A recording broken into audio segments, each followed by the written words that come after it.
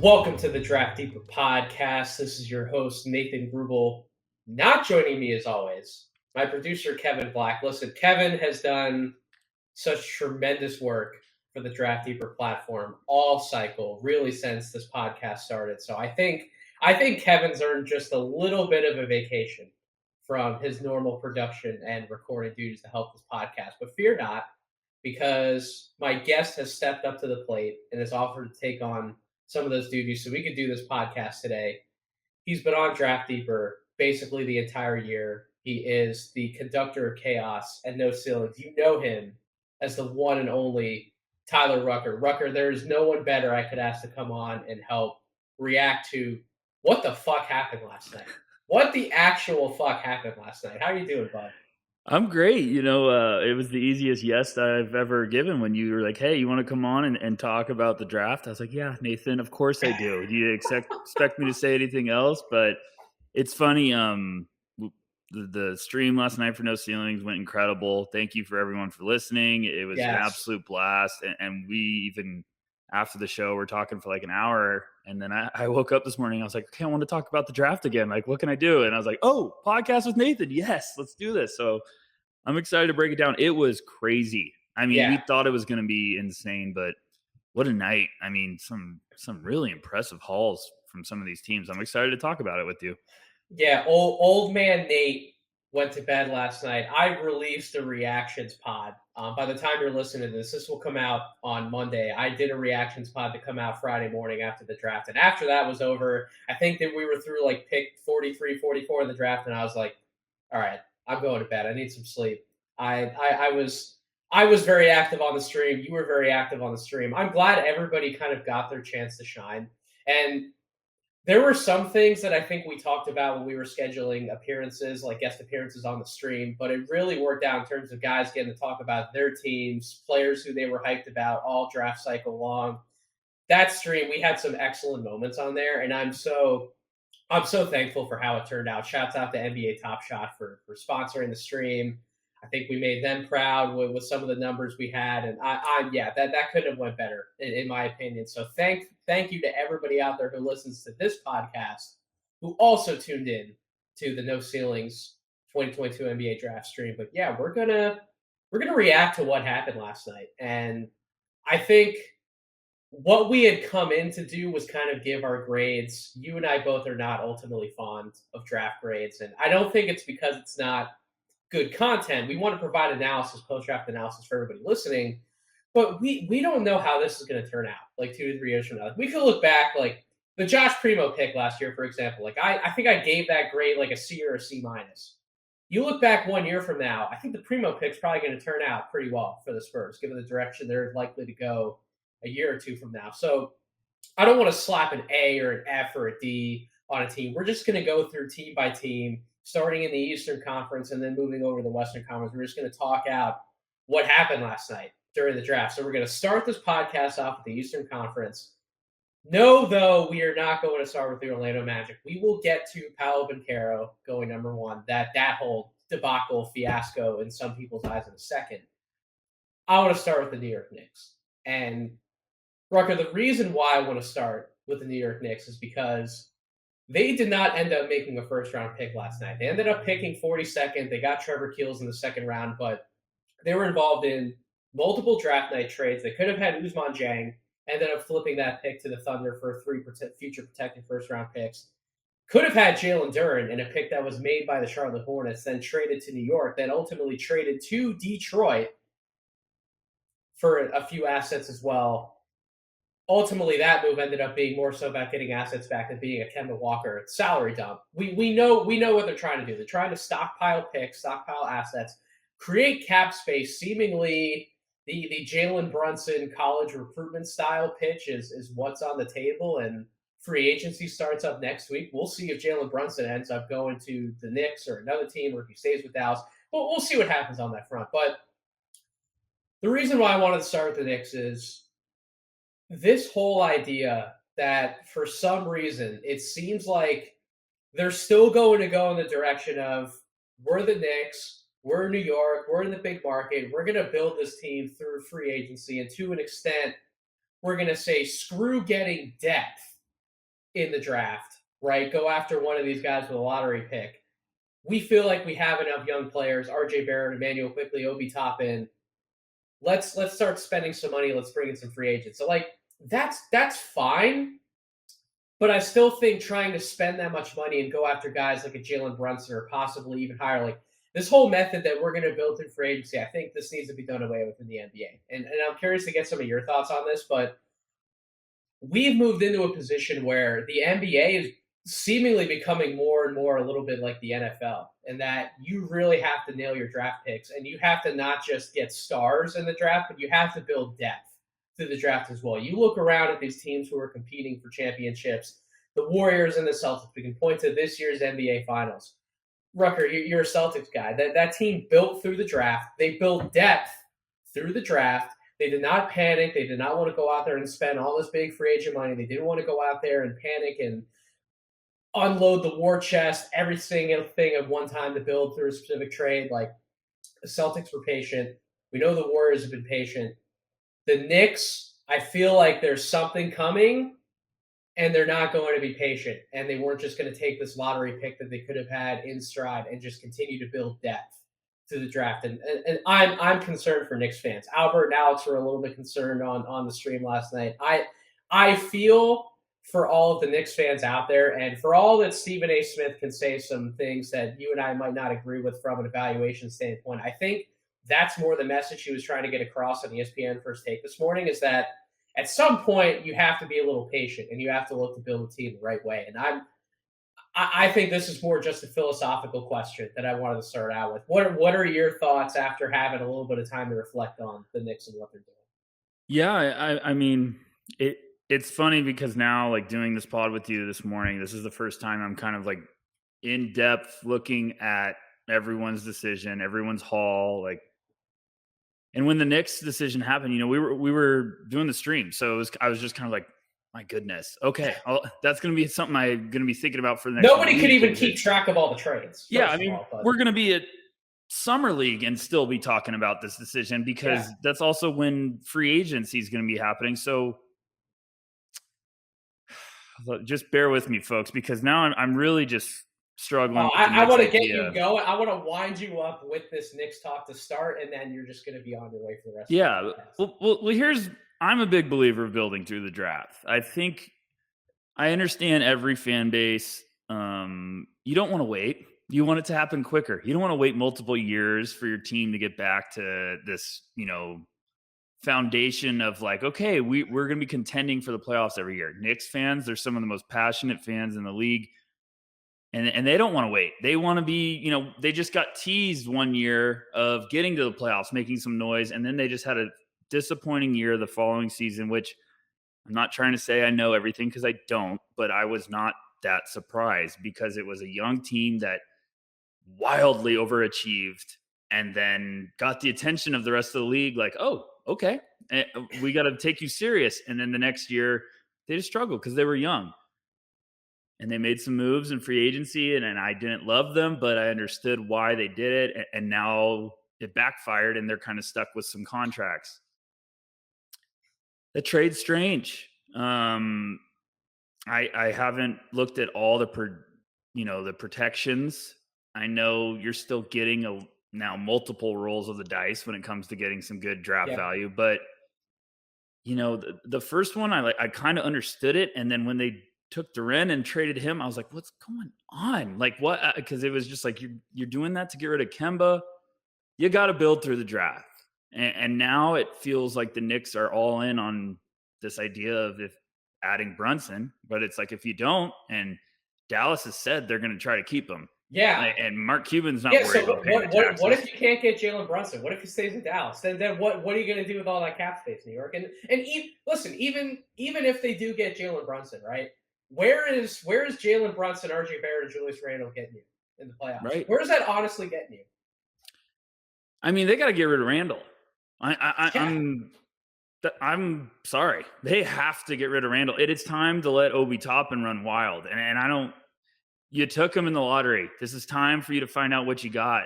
And I know Randle had that outstanding year. It was awesome for him, but last year was a bit all over the place. I would think you have to get rid of him. Brunson is one of my favorite guys in the league, but there's no guarantee he's going to be a stud starting point guard. So are you going all in on that? And if their backup to Brunson is going after someone like Kyrie Irving, my goodness, would that be the worst Can you idea imagine? ever? Can you freaking imagine? I think it's actually on the table. That's like the crazy thing. I think it's legitimately on the table. I mean, I think Knicks fans would welcome Kyrie Irving to a certain regard with open arms because he's the box office star at the guard spot that they just haven't had. But like, I I can't for the life of me figure out how Jalen Brunson, and he's a good player. It's not like we're telling the Knicks to not bring him on, but I this whole pop and circumstance, the recruitment trail is seeming to be going on now for like a year. Like I just don't know where it's going to get you. And I understand all the different connections in the backlog, Leon Rose, Holman. Like I just don't know where it's going to get the New York Knicks. And we're not. I'm not saying that Jalen Duren is going to be the savior for the New York Knicks either. But like he's another young guy you could have had in the fold to keep stockpiling legitimate young assets to maybe flip to go get that big fish that you want. Like, even if you are going to save up the war chest to make the big trade, you have to have things in the war chest to be able to move. What do the Knicks really have in the war chest? They don't want to give up RJ Barrett. Like, quickly Toppin, like a future first round pick or two. Like, is that really going to be enough to go get whoever they want? Like, I know draft picks is cool, but I think teams want draft picks, but also young players who they can continue to build around if they're moving off a star. And Duran's one of those guys who could have been attractive to another team. Even Usman Jang, to an extent, could have been attractive to another team. So I don't know. It's not just about the picks and the money. You have to have players available to be able to do something with, build around, or move off of at some point. And I don't see that from the Knicks. Yeah, I mean, I'm going to be fascinated to see what they do. They have to have a plan this offseason. And if that plan is going all in on Brunson, that's a gamble. And also, like, I've been throughout the year one lower on Duren, but I kind of like that idea of them adding him. So now, are you getting rid of Duren and re-signing Mitchell Robinson, which Mark Stein's thrown around that's expected to happen? And I understand every Knicks fan loves to go to bat for Mitch. He can play 20 plus when million for Mitch Robinson. Are you kidding me? he could play when he's healthy, but he Right. keeps getting hurt every year. Exactly. Bingo. So Availability is the best. And I'm not trying to be a Debbie Downer, but it's like that's why I was so intrigued with the idea of New York adding Duren or Mark Williams, and people were calling me crazy. But I was like, you're getting a cheaper version that might be healthy and stay on the court. If you're about to give Mark Williams, I'm not paying Mitch Robinson 20 plus. No, and I said Mark Williams. I mean, if you're about to give Mitch Robinson more than $15 million a year with his injury concerns, years, like, so what if you do that, miss out on Brunson, and you have the same team and you can't get rid of Randall? Like, what's their plan? There we go. So, exactly.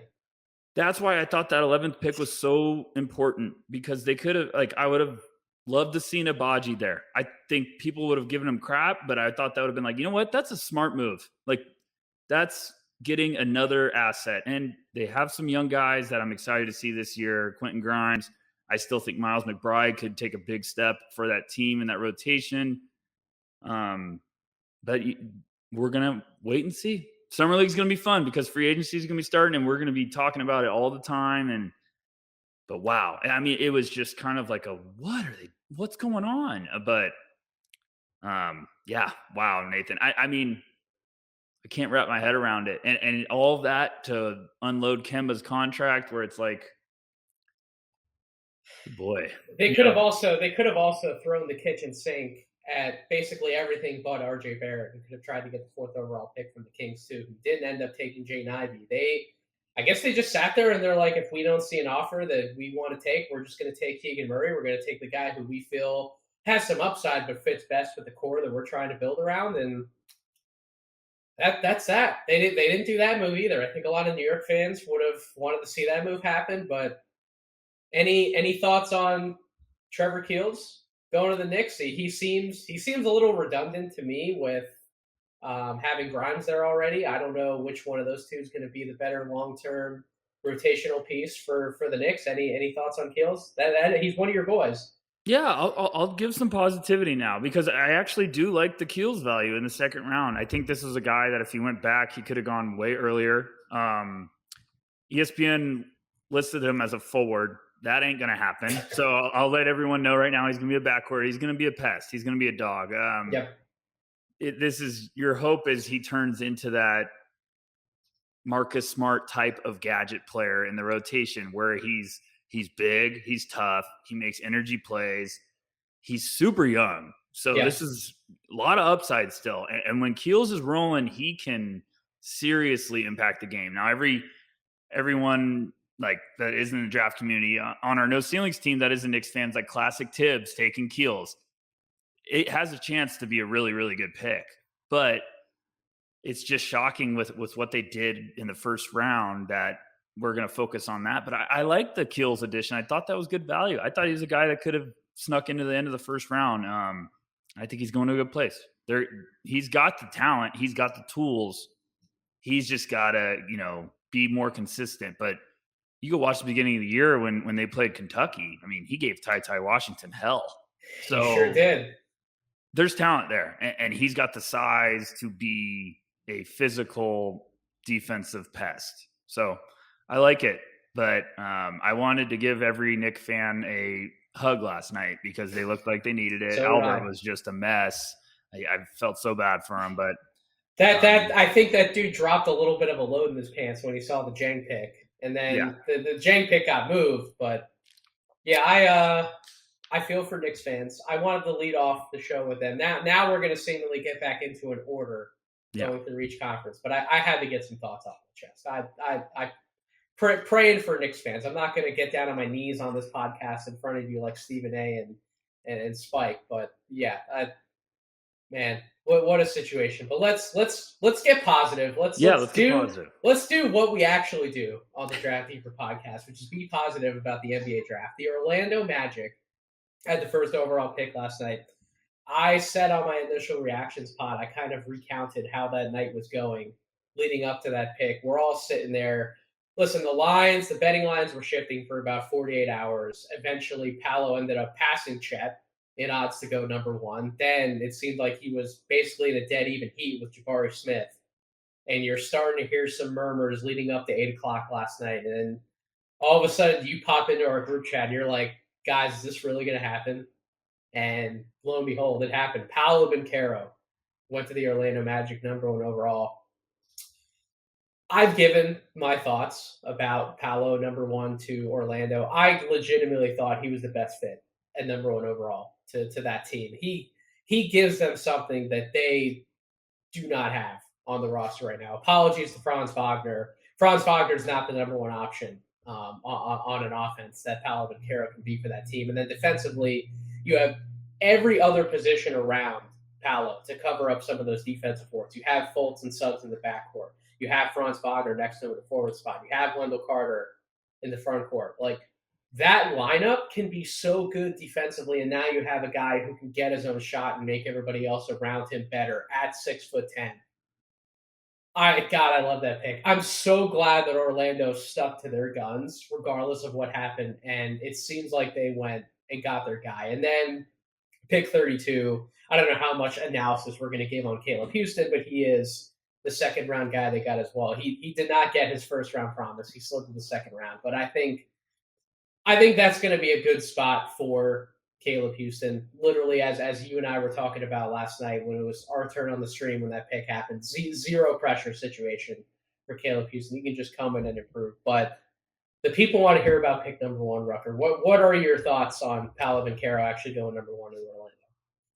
I need to thank you first because what you did with starting out with the Knicks, you were right, spot on. Now I'm ready to rock. I wound you up, baby. Here we go. You wound me up, but so I will say this: all year I had Chet number one on my board. All the draft cycle, the last couple mock drafts at No Ceilings, we've been putting Jabari at one. We were buying into it. We've even been saying we would have taken Chet. This was the best pick for Orlando, was taking Paolo. This was like, I was like, man, it makes all the sense in the world. Why wouldn't they do it? Like, what's going on? And then I started asking around, and I was like, is there bad intel with Paulo? Why doesn't Orlando like him? Because this is what they need. They need the guy they can give the ball and be like, give us a bucket. Like they've needed it. And I was like, this is probably my favorite fit for Paulo besides, going to Houston. I just said, Orlando needs him. And it's funny because a couple days before the draft, like I was listening to the Low Post, and Zach Lowe and Gavoni were talking about how like Orlando was trying to get Paulo in, and Paulo kept saying no, like I don't want to work out there. I don't think I'm going there. So he kept delaying his workout because he's like, I'm not going to go there, and I don't even think he got in the building. But it just shows you Orlando ran a clinic of just the stealth mode of like, this is our guy. Balls Fred, acknowledged yes. in Orlando. Yep. So I love it. I think this is a great fit for them, like you're saying. Just because I had Chet number one, that doesn't mean I don't think another guy could go the first pick. Exactly. Yep. And it's like when Orlando won that first pick, I was like, man, Paulo's got a real conversation to go there, because that might be my favorite fit for him, because that's what they need. They need offense. They have the backcourt. Franz looks like he's going to take another huge step his second year. Wendell Carter was great last year, like you're saying. Now they got another offensive bucket getter at the 4. And I really liked Caleb Houston. I thought that was a good pick in the second round. That's just good depth. And Houston won't have to score a bunch. He can impact that team in a rotation with his passing, with his cutting.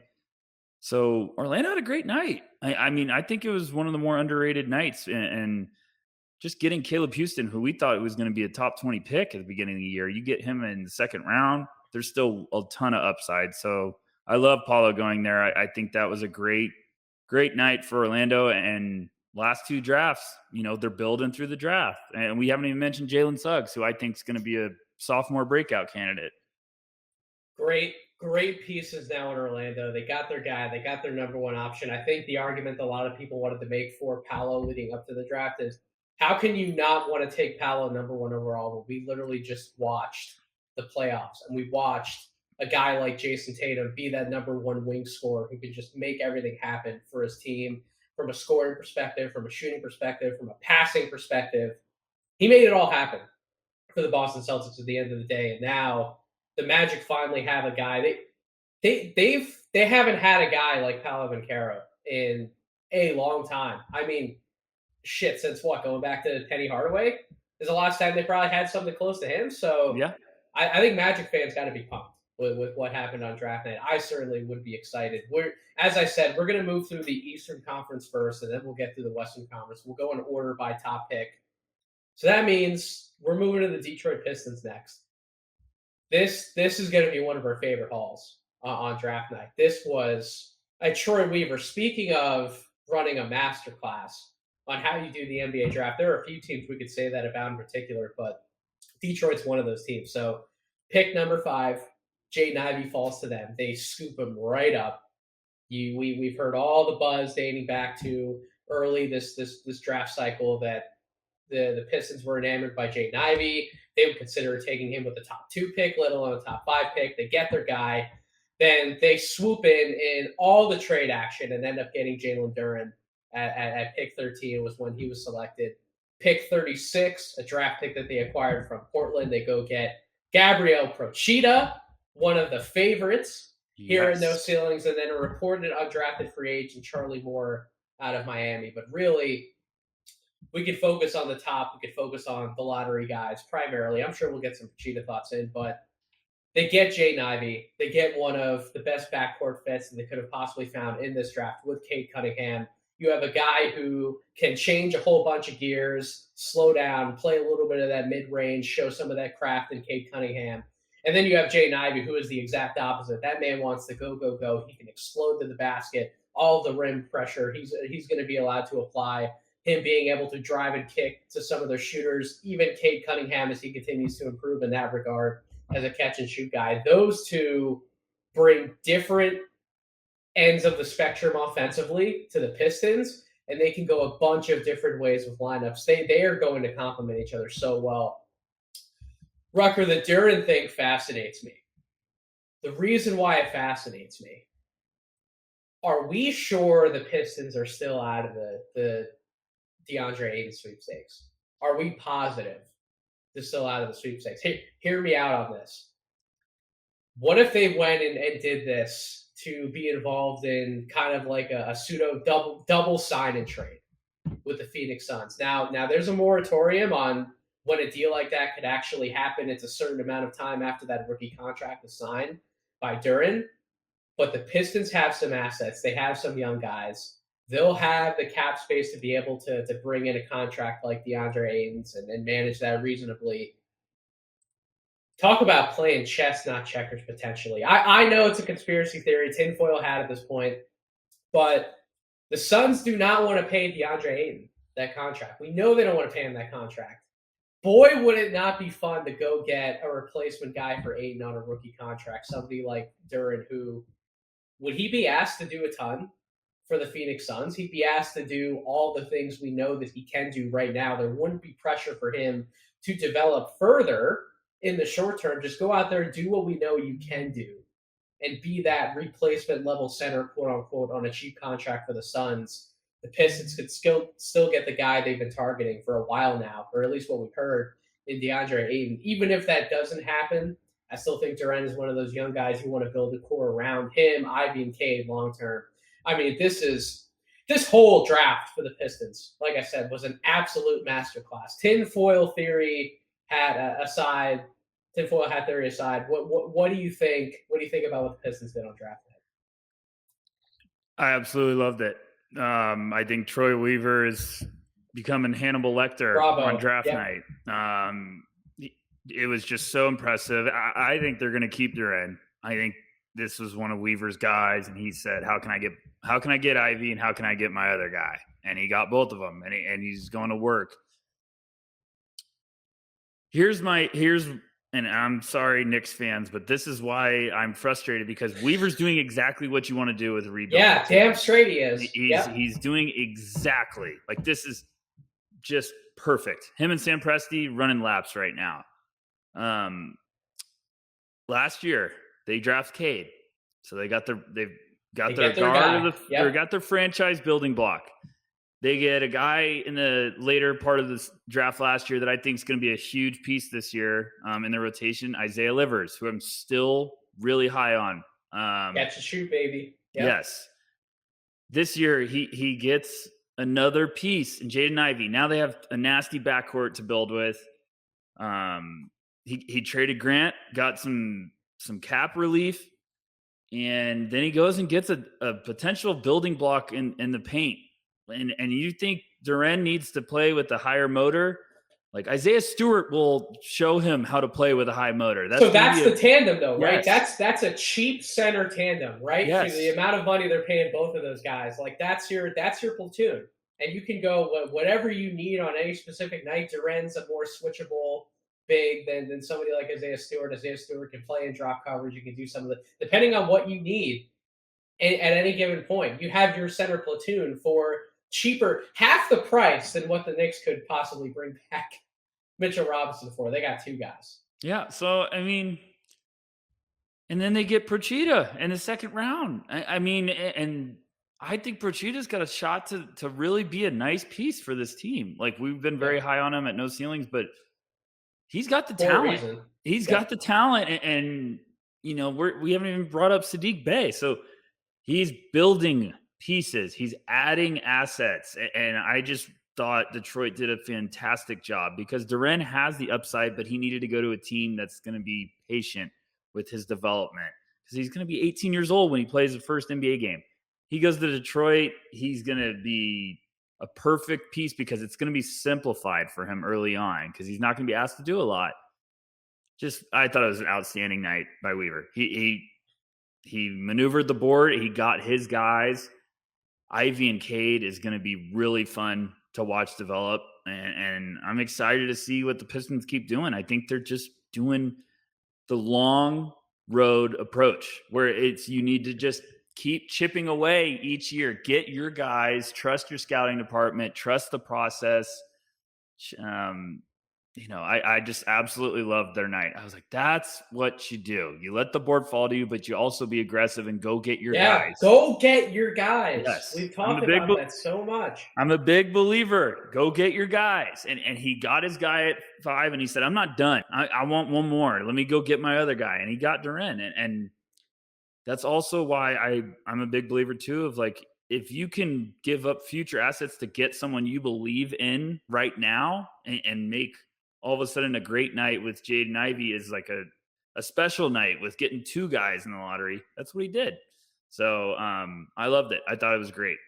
I love it too. And shout out to the Detroit Pistons fans. Shout out to Molly Hunter from the Overstated NBA group on Facebook. The best Detroit Pistons fan I know. She should be incredibly happy with what Troy Weaver did on draft night. Let's move a little bit. Let's go to the Indiana Pacers. One pick later after the Jaden Ivey selection, they took Arizona's own Benedict Mathurin to fill out their wing spot. Then at pick 31, they snuck in and they got Andrew Nemhard. And then a little bit later on with a trade with the Minnesota Timberwolves, they ended up getting Kendall Brown for Baylor, a guy who they're going to take a second round flyer on him. I don't foresee him playing real minutes in Indiana next year, but I could always be surprised. The meat and potatoes for the Pacers is that pick number 6. It's Mathurin. I think he fits really well with what they're going to ultimately try and do with that team. We know that Tyrese Halliburton's going to have the keys, and Chris Duarte is going to be manning one of those wing/guard spots next to him. And then you bring in Mathurin, who does the opposite of what Chris Duarte does. Chris Duarte and Halliburton, to an extent, they're very methodical players. Slow it down. Let's kind of pick and choose our spots. Mathurin's he's that explosive athlete, right? He's going to get to the basket. He's going to cut. He's going to be a vertical operator on the baseline. He's going to run out the floor in transition. And then when things do need to slow down in the half court, he's a catch and shoot threat. He's a 1-2 dribble pull up guy. These are things that we know he can do. Is he an elite live dribble creator? No, but I think he did make strides last year in keeping the ball moving off a live dribble, getting it to where it needs to go, and limiting mistakes, limiting turnovers. And he's a dog. We know he's going to bring everything that Indiana Pacers fans love in a basketball team. He's tough-minded. He's hard-nosed. He wants to play defense. I think it's a great pick at number 6 for the Pacers. We could have had a few guys who went after him who we could have argued for that pick, but at the end of the day, this was the buzz we were hearing. We had heard for quite a while the Pacers wanted Mathurin at 6. It happened. Talk to me about the Pacers draft, Rucker. What are your thoughts? I really like it. I know Indiana was one of the most popular teams heading up into the draft when it came to rumblings about trades. I think Turner and Brogdon could be on the move next couple of weeks, or when free agency starts, the new year starts. So that team could be rebuilding on the fly a little bit, but Mathurin's going to be a great running mate with Halliburton. Sure there. is. And Halliburton has sensational vision as a playmaker. Mathurin is dangerous as a cutter. They're going to have plenty of fun playing together in transition and backdoor cuts. Like they're going to be great little combinations. So I like that fit a lot. I just think this is a nice draft by the Pacers. Nemhard's going to be great depth. A smart Rick Carlisle player. Like he's going to be exactly what the Pacers need in the rotation. And then Kendall Brown at 48 is great value because there's no denying he has the talent and the upside. He just needs some time to get some confidence. Maybe they throw him in the G League a little bit just to get him some run, but there's talent there. So you're talking about getting a guy that could potentially start and Mathurin for the future. Then you get Nemhard as great depth. And I've been saying I think Nemhard's one of the more underrated guards in this class just because he can do pretty much a variety of roles that you ask him. He's just one of those guys like, what do you need me to do? All right, I'll take care of it. And I think that's valuable in the NBA. So what about you, Nathan? Did you like what they did? I asked you a question on the stream last night. I don't hate the Andrew Nemhard selection. Right. I'm just still a little surprised that Kennedy Chandler didn't go ahead of somebody like Andrew Nemhard, and you were kind of you were I think you were a little surprised, but you definitely weren't shocked. Do you think that Nemhard was definitely the right backup point guard pick if that's the direction they wanted to go at pick 31?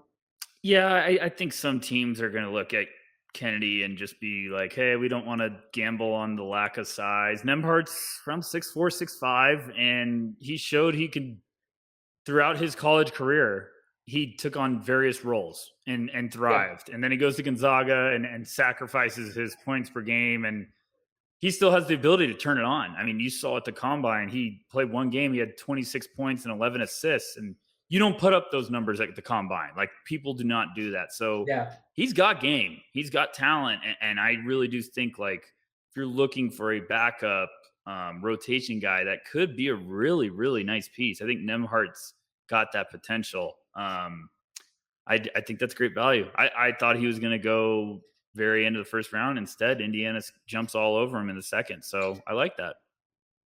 The Washington Wizards at pick number 10. Yeah, they did it. And we got some crap on social media about it for no ceilings. But I was just like, what do you want from us? They listen. The Wizards went. They got the guy that was mocked to them in so many different scenarios. Johnny Davis at pick number 10 out of Wisconsin. But no ceiling zone. Johnny Davis.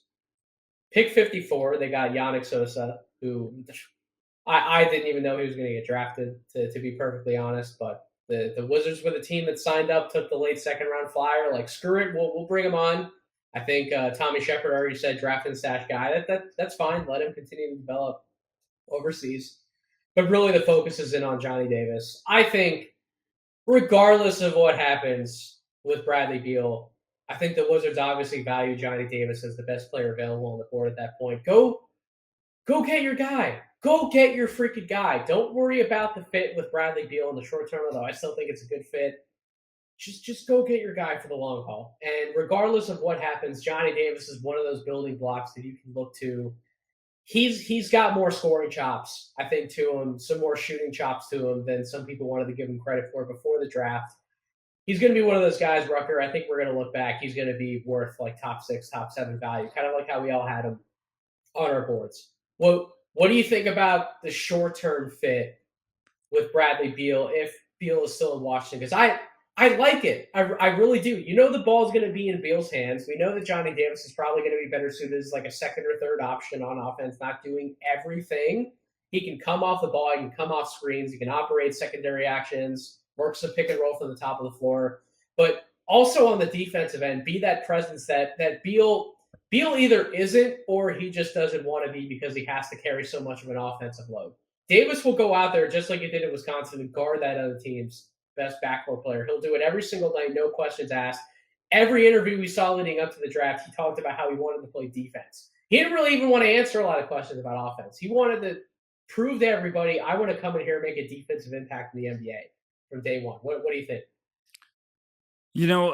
We kept giving all the mock drafts crap when they just kept putting Johnny Davis at 10. And it wasn't because we didn't like him going there. It was just more of like this just seems like everyone's just doing this because he's on the board still. Yeah, of course I talked myself into Johnny Davis and Bradley Beal working. Like, those are two dogs, and Johnny Davis getting to kind of be in the shadow of Bradley Beal is only going to be great for both parties because Davis is a competitor. Bradley Beal is going to know that right away. Like, Davis will probably do everything in his power to give Bradley Beal fits defensively in camp. It's going to be hilarious, but that's just the guy he is. He's going to be a grinder. I still like the idea because Davis has the upside to be a dangerous player in the NBA. And now all of a sudden you're putting that next to Bradley Beal, which I do think Beal's going to re-sign. It'll be fascinating to see if that actually does happen, but that's the rumblings. I like it. I really do. I thought he was going to go a little earlier because I just thought someone was going to be very, very excited about the tools, and he could have, but it was just a crazy draft with some of these guys slipping down. I still thought he could have gone 9 right ahead to San Antonio, but Yep. I've bought myself into Johnny at Washington, and I think they're going to get a guy that in a couple of years we're going to be like, man, he should have gone earlier. Like, they just got a dog, a great piece, and it's going to be fun to watch him continue to develop in Washington. And the dude gets buckets. At the end of the day, Yep. The dude gets buckets. How many times do we look back in the playoffs and just think, man, we wish this team just had more guys who could just get their own shot? And regardless of how you feel about Johnny Davis's catch and shoot game from three-point range, he can make things happen off the bounce, especially just give him a screen. All he needs is one screen, and he was absolutely lethal off of those actions in college. Surrounded by very little spacing, he's automatically going to have better spacing in Washington when you factor in Beal can obviously still shoot the long ball. You still got Kyle Kuzma in the fold. Corey Kispert showed that he was going to get better second half of the year, spacing the floor for everything. They got shooters in Washington, or at least enough shooters at the moment.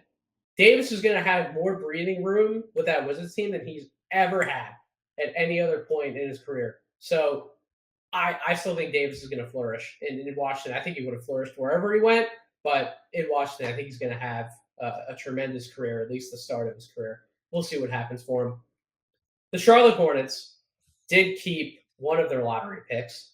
They got Mark Williams. They got the big man that they needed. Finally, the Hornets take a true center in an NBA draft.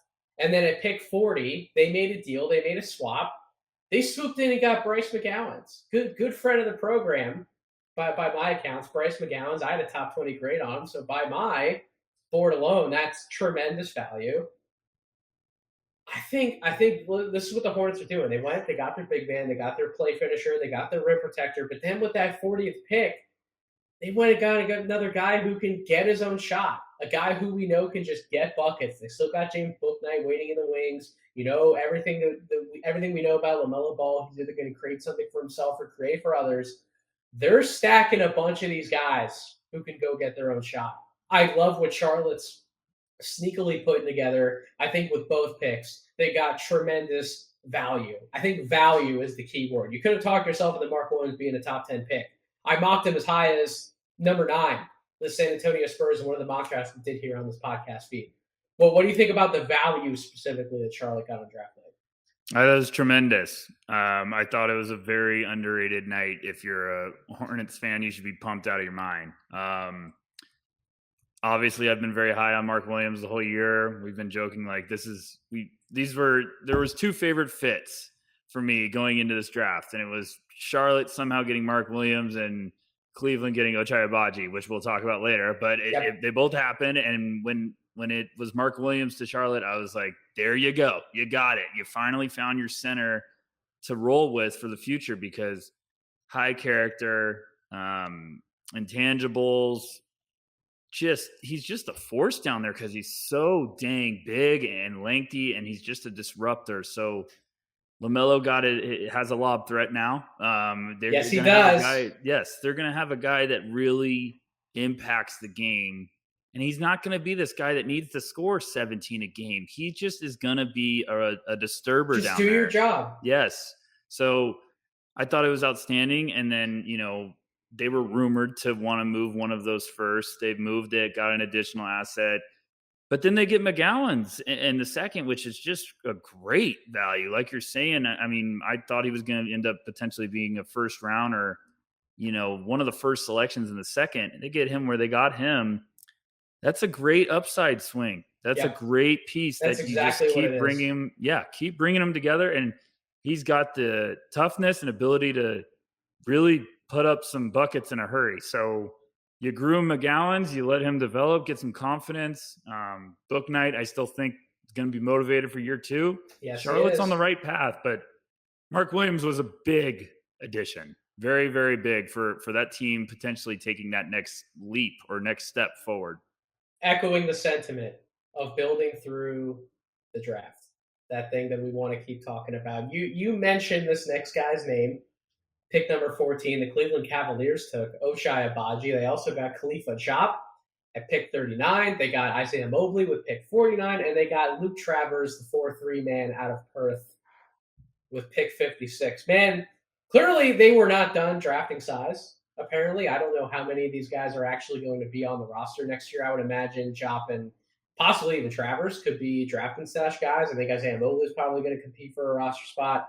Ochai Agbaji is really the big crowning jewel of this draft haul for the Cleveland Cavaliers. They did not need to make an upside play. They have enough upside plays already on their roster. When you think about Garland still getting better, we know Mobley's going to keep getting better. Isaac Okoro is probably still going to keep getting better. They just needed to get a guy who could shoot, who could go out there, get you buckets, catch and shoot guy, lethal catch and shoot guy. Similar with Mathurin, he's a vertical lob threat along the baseline. and he's gonna play tough. He's gonna play on defense. He's a high character guy. He fits in the locker room. Cleveland, they didn't need to do anything sexy. They didn't need to make a big splash. They just went and got a guy who was high on their board. What do you think about what the Cavs did in the draft? Yeah, I thought it was exactly what they needed to like. Cleveland took such a big step last year. I know that they kind of tumbled at the end of the season, like down the rankings compared to where they were, but it was just some injuries and everything like that. But they were up there for the 80% of the year of making just a humongous step forward. And I think fans and media, we can get just obsessed with this idea of like, okay, now that you're making that noise, you need to take another swing to potentially really take a leap forward. It's like, no, just take another baby step forward, keep moving the needle forward. And Ibaji's an upperclassman. People were like, is he the sexiest pick? No, he's not the sexiest pick, but he's exactly what teams need to keep getting better. It's perfect for Cleveland. It is exactly what he's a competitor. He's tough. He's going to do anything they want, and he can shoot the cover off the ball. He So can I shoot the absolutely crap love out it. of it. Mobley in the second round. It's funny that he went there with giving the hat tip to his brother Evan Mobley, but Mobley can play. Like his Yes, brother he can can. play. He's a very I smart. had him as a high 40s grade Yes. on my board. I moved him way up after talking with Coach Spins over the Bucks and one. And I've said before, like I could see him being a guy that they funnel in the G League for a while, but he could be a rotation asset that's just a really smart basketball player because he doesn't need to score. He plays good defense, and he also just is a really smart decision. Like he just does a lot of little stuff on the court that stands out. So I liked His it. high-low game with Evan coming to Cleveland. The USC Yes. show coming to Cleveland. Let's rack it up. I'm telling you, I liked exactly their night. Jop even, just a good little developmental piece as a big man, and Travers late in the draft who was making some noise overseas in the NBL. So just a good little haul. But Abaji's the golden ticket to really keep building that depth, building that rotation because they needed a floor spacer, they needed another shooter, and they got one. Speaking of taking who falls to you, AJ Griffin, draft night slide. We in those ceilings had heard some of the buzz early in the day that he might be a name who slides a little bit. And lo and behold, he did. He fell out of the lottery where he was projected for the vast majority of the year. Goes to the Atlanta Hawks at pick 16, who also in a deal picked up pick 51. They got Tyrese Martin, the G League camp standout out of UConn. But the conversations about AJ Griffin, I don't know how he fits with the Hawks necessarily in the short term. I don't know how many minutes he's going to play for the team, but I think the question more so, Rucker, that I'll touch on with the Hawks is, are you surprised that AJ Griffin fell as far as he did 16? A little, not entirely, but a little. Me and you had talked before the draft, Nathan. I feel like we were getting some rumblings that it might have been happening. There was always some weird stuff about like, is the medicals bad? There was always that rumblings, and it was like, okay, is anyone really going to put their foot out and say that it was, or are we just throwing this annoying little tidbit like 48 hours before the draft? I'm not too surprised because I think there's just a lot of front offices that still have some questions about the versatility, but like Atlanta, great job jumping all over him. 16. Our own Corey Tulaba had him as high as third. Yeah. On his final big board. So talk about just getting value, bringing up that word value at 16. It's exactly what Atlanta should do. Now, obviously, we were making the joke the whole offseason or preparation for the draft of like, Atlanta needs to get some help on defense. AJ might not be ready to be the dominant lockdown defender right away, but Trae Young's going to be smiling ear to ear seeing AJ Griffin standing in the corner ready to catch and shoot. Yes, and there's upside there still. I still think he's got incredible upside as a isolation creator. I think he's got some wiggle that's really special. I think a lot of people are fascinating about like, is the athleticism ever going to come back? I think he's going to be fine. I still believe that's great value for the Hawks there. And they're supposed to be an active team this offseason. We'll see what happens and what their roster looks like. But getting a floor spacer to play alongside Trae Young, it's great value for them. And you got to be pumped about a guy that we all thought was going top 12 for sure, maybe top 13 at worst, and you get him at 16. I mean, this was a preseason top 5 pick. You get him at 16, you got to be excited about it. Every year, there's one of these guys who just slides way further than we initially anticipated. AJ was that guy. There were a few other slides that I'm sure we'll get to at a later point in this podcast that did surprise me. This one, I agree with you. It didn't surprise me a ton, but it's the prime example of every year. This situation always happens to at least one player, and this is the slide that happened. AJ Griffin, pick 16, love the pickup by the Hawks. We will move through these other teams in the Eastern Conference. We'll try and move through them a little bit rapid fire so we can circle back around, get to the Western Conference, and spend some more time in the lottery picks in the Western Conference. But Chicago Bulls, man, Corey got his team to take one of his guys. Dalen Terry, pick 18 out of Arizona. Rucker, I know that you ended up getting pumped about Terry, especially as Arizona kept on racking up wins in the Pac-12. This is value. This is filling out that guard quartet. Who wants to play the Chicago Bulls backcourt at any given night defensively? If everybody's healthy, Lonzo Ball, Alex Caruso, Dalen Terry, Ayo Dosunmu. Holy smokes. The defense that that team can trot out in the backcourt at any given point with some offensive upside. And then undrafted free agent signing as of right now, Justin Lewis out of Marquette. Another guy who you were talking about him as like a high 30s type of pick. He ends up going undrafted. They swoop in. Agents were talking. Bulls end up picking up a really nice asset on a cheap contract signing. At least that's what we will anticipate. What do you think about what the Bulls went and did on draft night, prioritizing and seeing that they needed some more defense at some certain positions? They have offensive guys in DeMar and Zach LaVine and Vucevic. They need to solidify that defense to go out there and, especially maybe not at least immediately this year, but certainly next year, give some of these good teams in the Eastern Conference some problems on the defensive end. What do you think? I really liked their night. Terry was the guy that we thought was going to go back to Arizona, and then he was buzzing throughout the whole pre-draft process. He was supposed to be having like a really good, entire evaluation. I think he was just buzzing around the league, so he kept his name in, and I was like, okay, you're keeping your name in. You must be feeling you're probably a top 20 pick, and I liked Chicago taking him. I think that's a great little addition. He's just a high energy. He's going to walk in and just light that motivate everybody around him. Yep. Yeah, and he just is. He's a talker. He's going to be a high energy guy in that locker room. They're going to love him, and he plays the game that way. And Bulls fans are going to go crazy for him. I really like that. I think that's another great piece to add to continue to develop in that backcourt. That backcourt's nasty. Like that they could roll out different lineups and just piss you off. So Justin Lewis is an undrafted free agent. I'm still just shocked. That's probably one of the guys I'm going to try to ask around about, because I'm just a little surprised, because I really like the tools. He needs to work consistently defensively. He needs to flip that switch to get to an in, but the strides he took on offense, just his size, his frame, he's a bully, and he sure is. He took strides as an outside shooter last year. I like his game a lot. I really do think he could stick. I think this is a guy that, yeah, he went undrafted, but I think he could be a part of that rotation. Would not shock me. But yeah, I'm just shocked. I just really am surprised that he went undrafted. But heck of a night for the Bulls. I think they got some good pieces.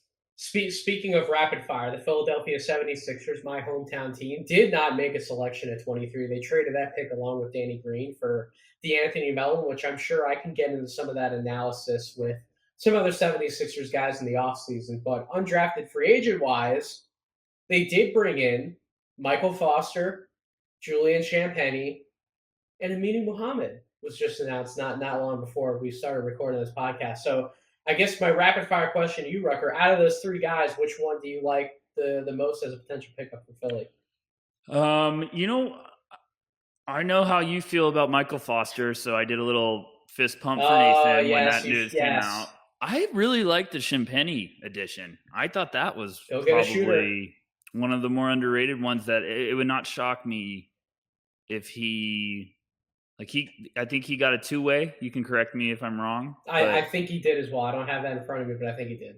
it would not shock me if that two-way's ripped up pretty early in the year where they give him a contract, because I think that's something they need in the rotation, even if he's just a guy they bring along. But Champagnie can light it up, and the Sixers can use guys that could really get hot from outside in the rotation. So it would not shock me if you never know with those guys. All they do is get a little run in the G League and light the net on fire, and then the team's like, okay, we might be able to use this in our rotation. So I thought I was shocked he didn't get drafted, but I understand with a lot of these guys because this was a deep draft class, and there was going to be some guys that just simply didn't get drafted.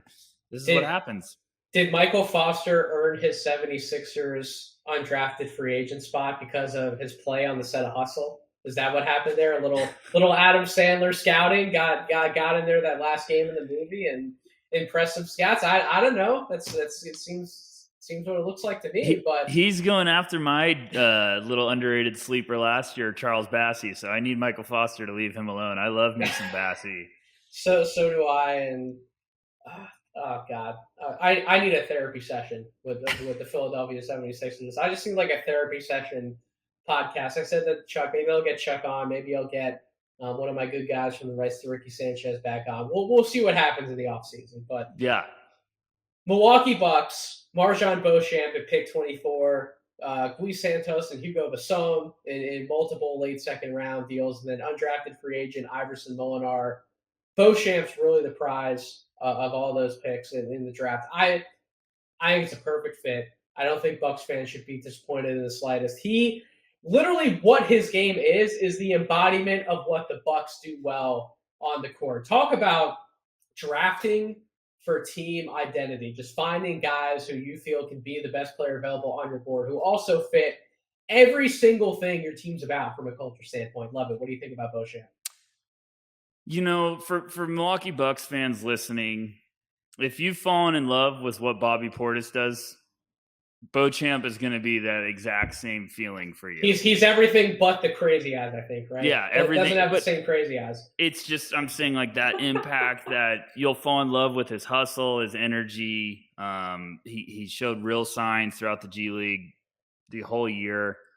It was one of those guys that just was like, he was trending potentially as a lottery pick at one point, and he kept slipping down boards a tiny bit. And it was more of like, is he doing anything wrong, or is it just because we're getting more intrigued with guys after processing all of this film throughout the entire season? And I think that's just what happened. And I think getting him at 24 for a playoff team, we always said if he went to a playoff team, that's going to be the best for him and that team, because he's a garbage man. He could clean up stuff right away. He's going to impact the game with his hustle and creating second opportunities, and he can get after it defensively. So I liked him going to Milwaukee a ton. I thought if someone tried to draft him way too early, it could be a rude awakening. But I thought if he went to a playoff team, it was going to be awesome for him and, you know, the team that selected him.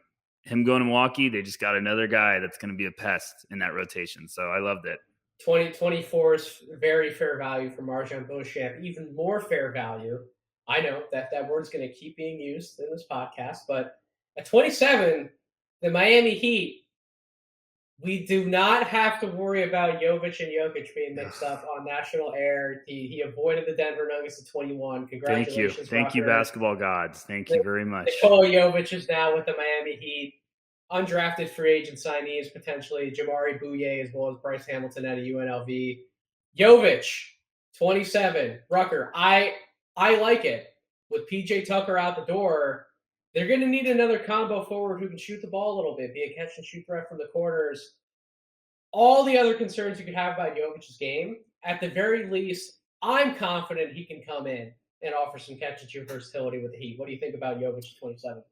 It was funny because, like, during this one pick, I was, like, cooking dinner for my fiance, and then I was like, they took Jovic? Like, the Heat. You mean really you didn't grab her some taco? Did she not want the Taco Bell that you grabbed? No, I saved that, and I had it during the draft. I was a man of my word. But they took Jovic, and I was like, I've been lower on Jovic, but I understand also when he got to a point in the draft, someone was like, hey, there's too much upside here. We can't pass up on him. But I was like, Are they going to get rid of Duncan Robinson and replace him with Jovic? Do they really think this is going to be a fun time for all? But hey, being serious, that's a really nice swing. He's got serious size at 6'10". I think he even measured around 6'11" at the combine. He can shoot the crap out of the ball. So, I mean, there's some tools. There's some playmaking upside. He's got some nasty to him too, man. Like I asked the nastiness. question, does he fit Heat culture? That dude wants to dunk over people, man. Like he is a nasty guy, and I think he does fit what that Heat culture embodies. Yeah, that might even be an article. Does Jovic feet, match Heat culture? I don't know. It'll be interesting. Bouye is a classic Miami Heat undrafted Yes, he is. guy. Like he's going to somehow stick on that roster. But yeah, I don't know. Jovic will be interesting. That'll be one I'm kind of monitoring because I'm like, what's their plan with him? Do they have a plan to just develop him over, a year and change? Because Miami's usually pretty good at really getting these guys to, bring their best basketball out. So it'll be fascinating to see what they do with Jovic. Last three teams here in the Eastern Conference, then we'll get back to long form talk. We'll unpack some of the lottery stuff in the Western Conference. Toronto Raptors pick 33. They got your guy. I loved what they did. They got Christian Coloco, man, and then undrafted free agent. They got the Julian Champagny clone in some people's eyes, the older version, Ron Harper Jr. God, the Toronto Raptors. That's the kicker. Yes, they just keep freaking winning, man. What did you think about what they did? I loved Coloco there. I think that's still a great spot for him and the Raptors because he is still a long way away from his best basketball. He's gotten so much better from his freshman year at Arizona. He was so raw, but there's been strides every year, and he's got soft hands. He knows how to play defensively. He plays hard. He's a competitor. Loved it. Getting Ron Harper Jr. as an undrafted free agent is just a classic Raptors move. We're going to look up, and he's going to all of a sudden be 7th or 8th in the rotation. He's going to have one game next year where he scores like 25 points. We're all going to be like, oh, well, yeah, we could have told you that had the possibility of happening. Like, why wasn't he picked up by anybody? But yeah, that's what he does. Well, Toronto does a great job of getting these guys too, and those are defensive assets with upside. Harper can, if he can move his feet on the perimeter, man. That dude slides his feet.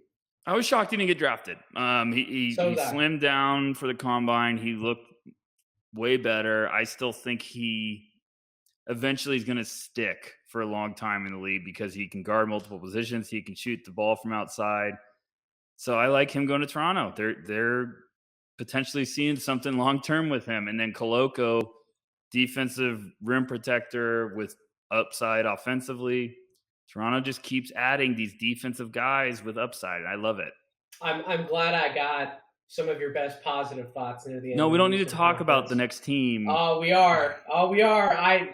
I had to do that because I don't know what I'm about to unpack with the Boston Celtics taking JD Davison at 50. I mean, you guys needed a point guard, right? Oh, we don't. You go into this, you figured you had to go get a point guard of some kind at some point. Well, pick 53, you took a point guard. I don't know if he's the point guard I personally would have wanted. It's funny because the last team that I can bring up, undrafted free agent signing Alondas Williams, went to the Brooklyn Nets. Which one of those two would have you rather had, given how the board fell? Are you going to talk yourself into J.D. Davison, or would you might have talked yourself into a better passer, in my opinion, in Alondas Williams? No, I mean, I thought they were going to go a couple different directions, and then Jay Billis just kept having like J.D. Davison best available, and I was like, no, don't just keep showing me that over and over again. So are you blaming Jay Billis for Williams? Yeah, probably. Yeah. I understand the thought process behind it because you're like, hey, this is an explosive guy with a ton of upside that's a long way away. In all seriousness, you guys did need to go try and find another point guard at some point. Like, I think that we can agree that was going to be a need at some point that they wanted to target. Yeah, and they were rumbling of trying to go up into the first, but it's also like, what are you going to do? You could have had Kennedy Chandler. He was sitting there for you on a platter. Could have made a deal. Stop it. Stop. You're hurting my feelings now. But I get taking the swing. It was an interesting swing. That's all we got. I was like, oh, they're going to take Justin Lewis and really make me happy, and then they didn't. And I was like, well, why did we do this?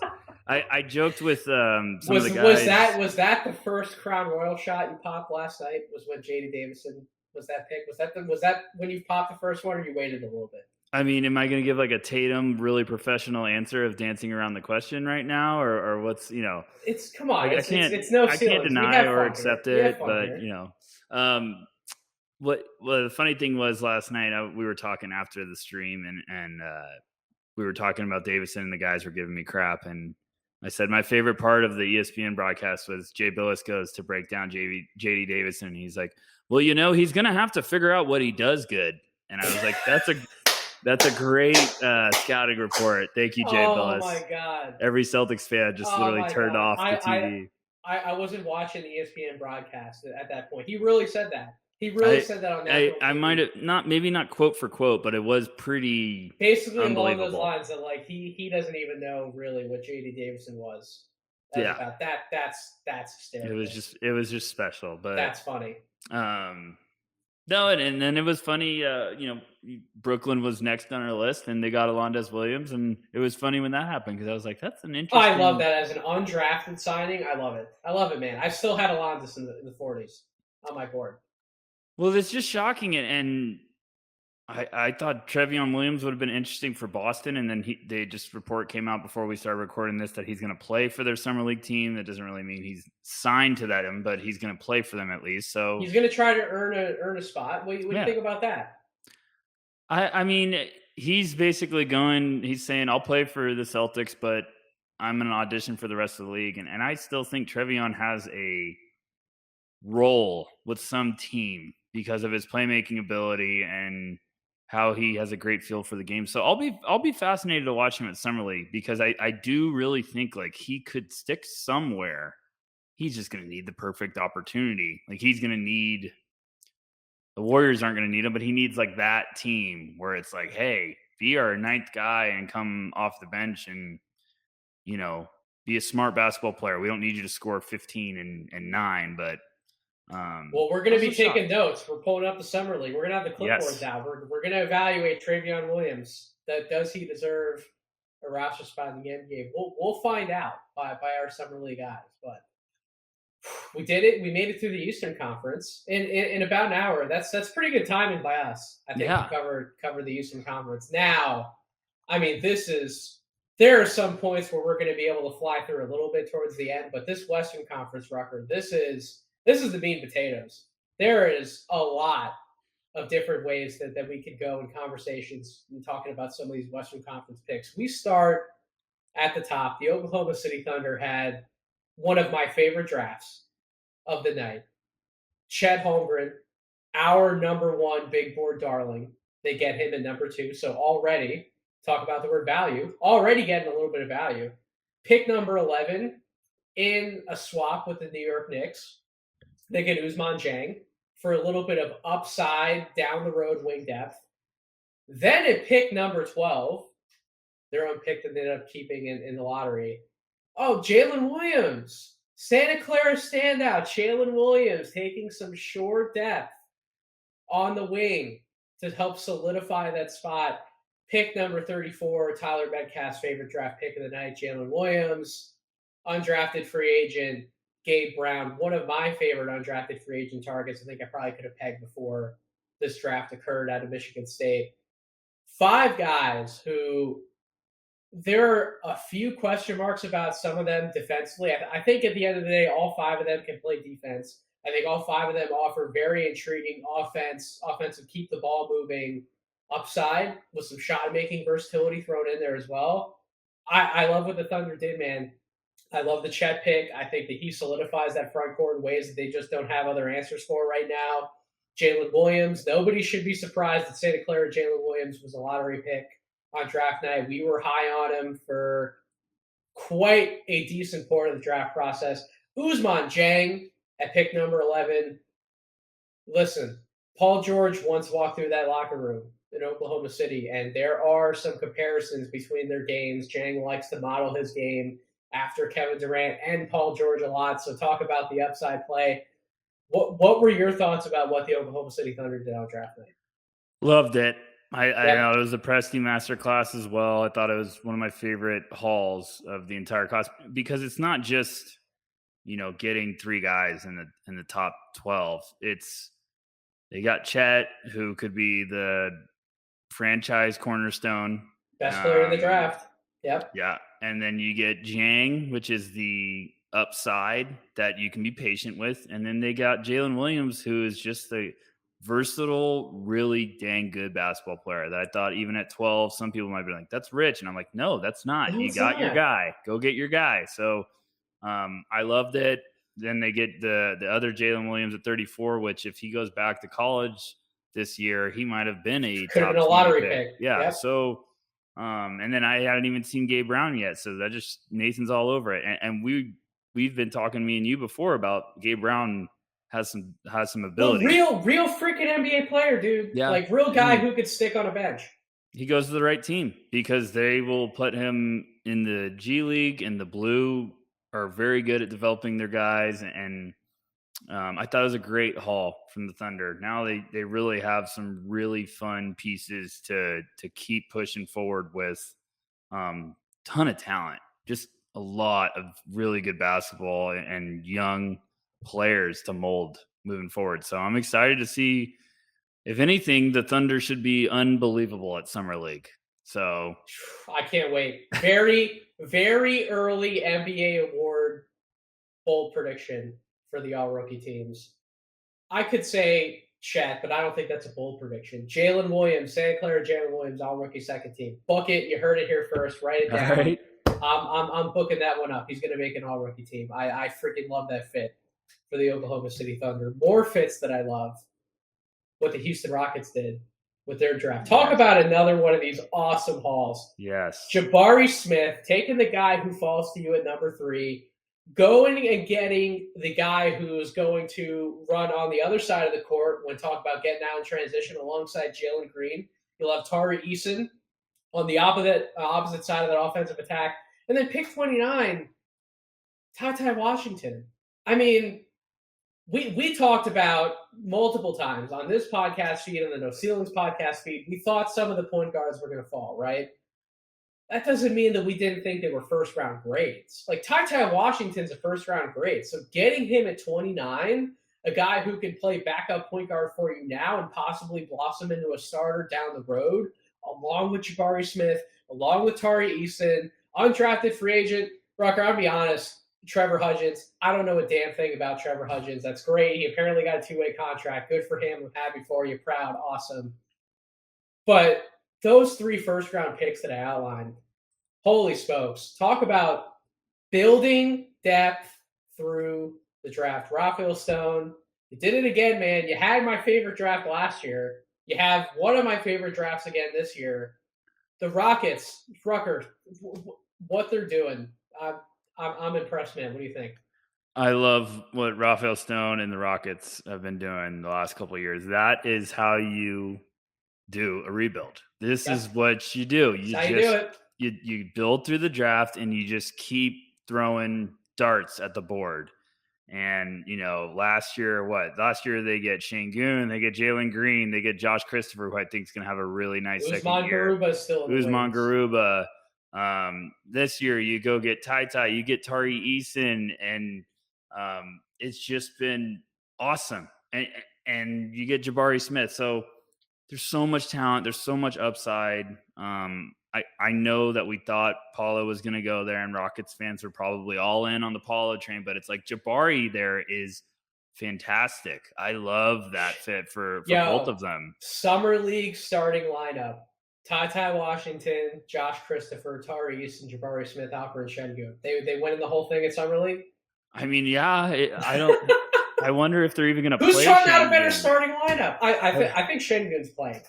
It's always Jalen Green's going to sit out, but I think Şengün's playing. Yeah, it's always interesting to see what guys get the no, we don't want you to play.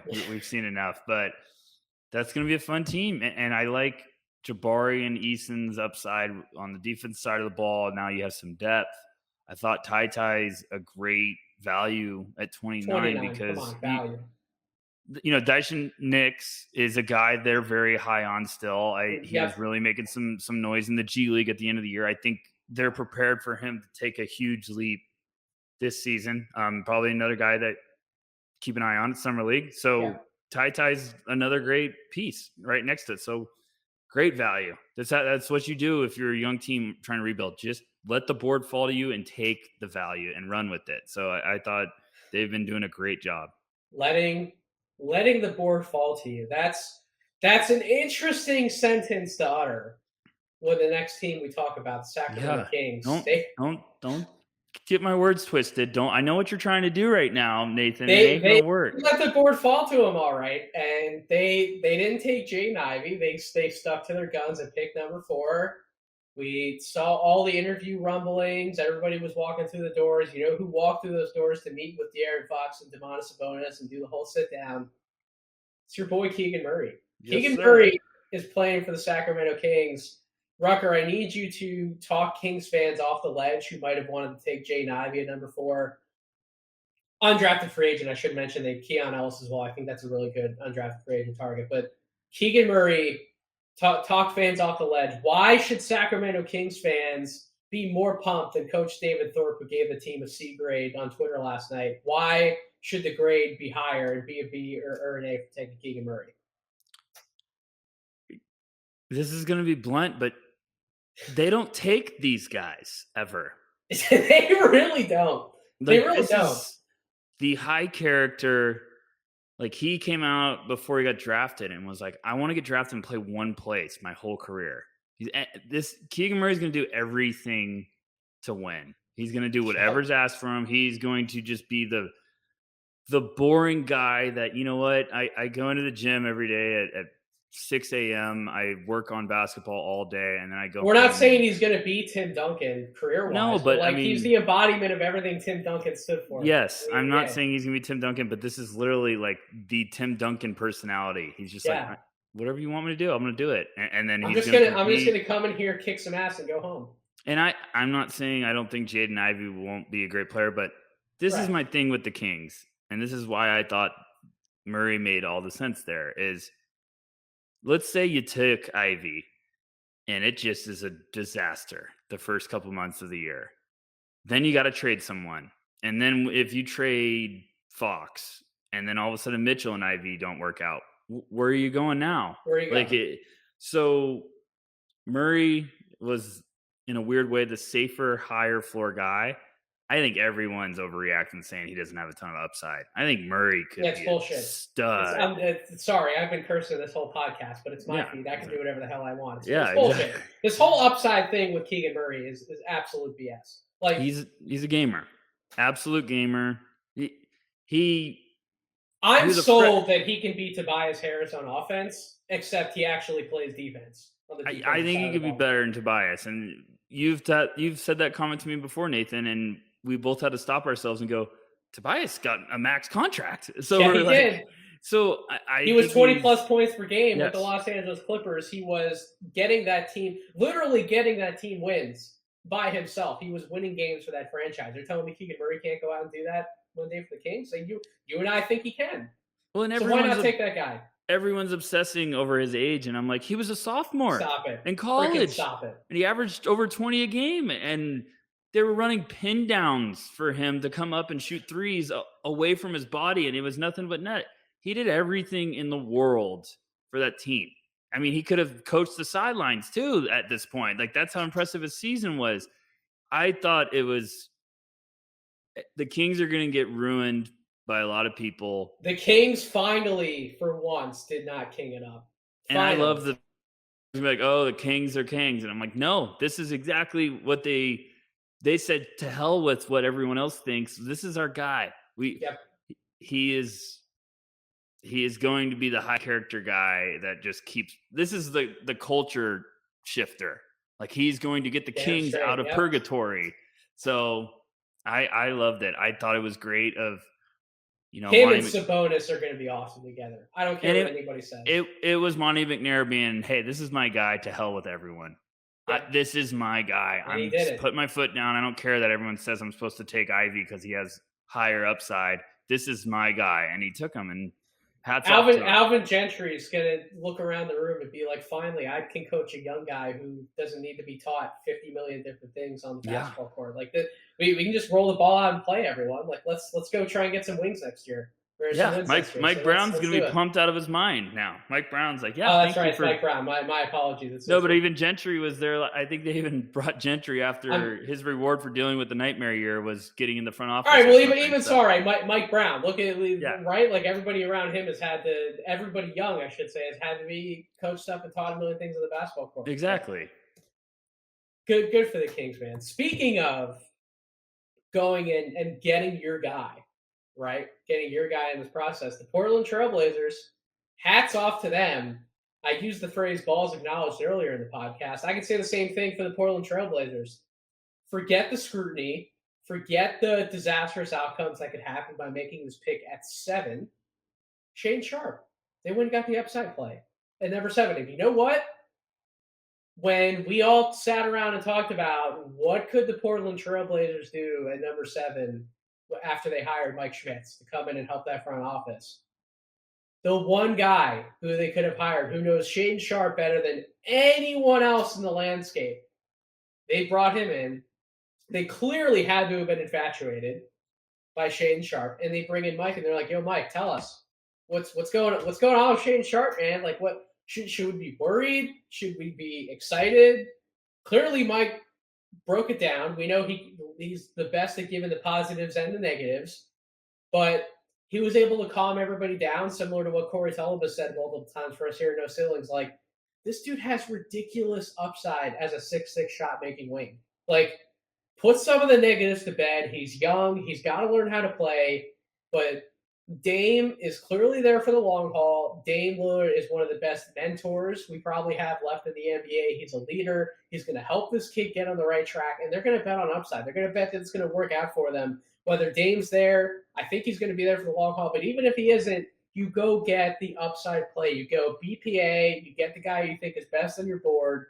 That was Shane Sharp for them. Pick 57, they get Jabari Walker, who I actually think Jabari Walker is a really nice piece to get with pick 57, too. I love that pick for them.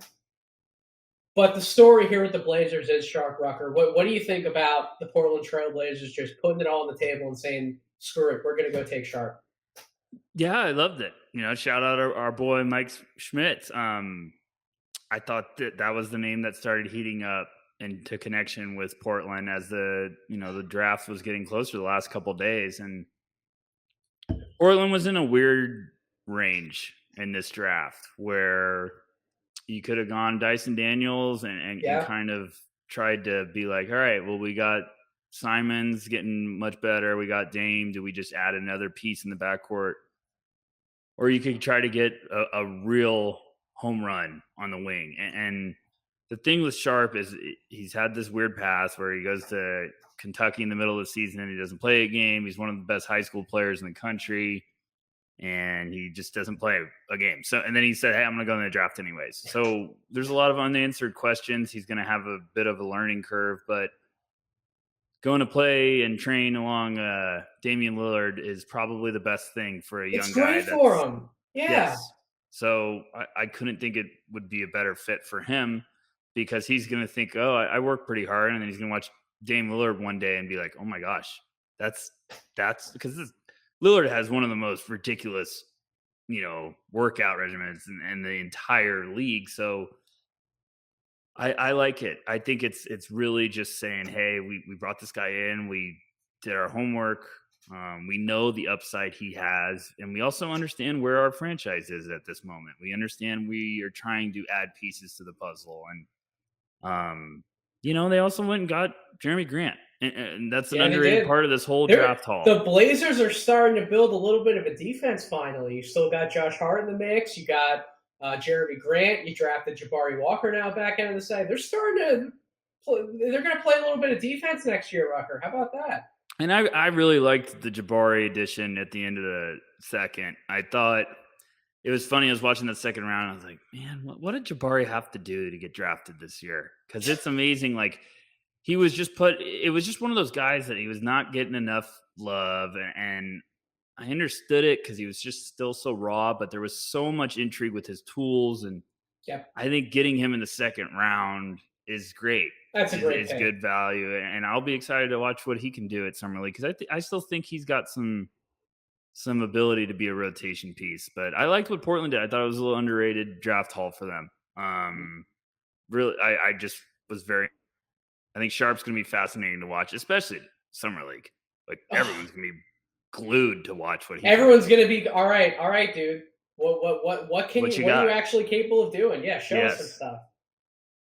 You said the Trailblazers could have taken Dyson Daniels. You know who did take Dyson Daniels? Is the next team we have to talk about. The New Orleans Pelicans got him at number 8. The rich get richer, folks. Talk about freaking value. Oh, holy shit, man. Like, let's just break this down, right? You got Zion Williamson, who looks like he's in the best shape of his freaking life, coming back to potentially tear the NBA a new one. You still got Brandon Ingram next to him. You brought in CJ McCollum. You found Herb Jones and Jose Alvarado later on last year. You still have Valanciunas in the fold. You still have Jackson Hayes in the fold. Now you bring in Dyson Daniels at pick 8. You bring in EJ Liddell, one of the most surprising fallers at pick 41. They have a whole freaking squad, dude. Rucker, the Pelicans go like 12 deep now. This is amazing. This is an incredible job that they. I don't want to hear any one person give David Griffin crap anymore. I don't want to hear it. He has built a truly fascinating team for the Pelicans that not only has a little bit of experience now, especially bringing in CJ McCollum, head of the Players Association, is going to help everyone have the right mindset in that locker room. Dude, they are. I didn't mention Trey Murphy. They are loaded out the wazoo with awesome, fun, young talent, with length, with size, with defensive tenacity, with offensive shot making upside. If we were giving out grades for the Pelicans, A plus plus plus to infinity. I love what they did on draft night. What do you think? Yeah, I thought it went pretty much as perfect as you could imagine for what the Pelicans' position was in. Because heading into the draft, they had another number of options they could go. We all know how impressive they were in the playoffs. Zion coming back is the biggest. Like, hey, you want to really change up this team next year? Here's a nice little wait, addition. I didn't even mention pick 52, Carlo Makovic, and then undrafted free agent Darion Sebron. Right. Oh, come on. And they added the right pieces to get that team even better. And it's Daniels with his versatility now coming off the bench just to be he's going to come in early and just be we don't need you to score. Just keep doing what you do best, which is being a smart player with the ball in his hands, making the right reads and being a pest defensively. And then getting EJ Liddell, which it's still going to be fascinating to see why he fell. Yeah, we got to dig around on that one. Getting him at 41 is just, what are we doing, NBA? What are we doing? We just gave the Pelicans a nice little gift, but I don't care what's on the report. At some point, you got to take that guy earlier than 41. I don't care what you want to let him fall to the second round because of some concerns, whatever could be out there. Fine. You take them before freaking 41, before the Pelicans can swoop in and just potentially get one of the steals of the night. Like, come on, what are we doing?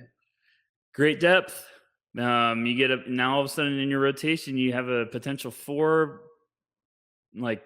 defensive anchor that's nasty that can shoot the ball from deep. I think he's a high character. He's going to do everything. I'm just shocked that he got even out of the first round. So, like you said, we'll have to do some digging. And I like Sebron as an undrafted guy. I think that's a guy that has still some upside. Can you tell me anything about?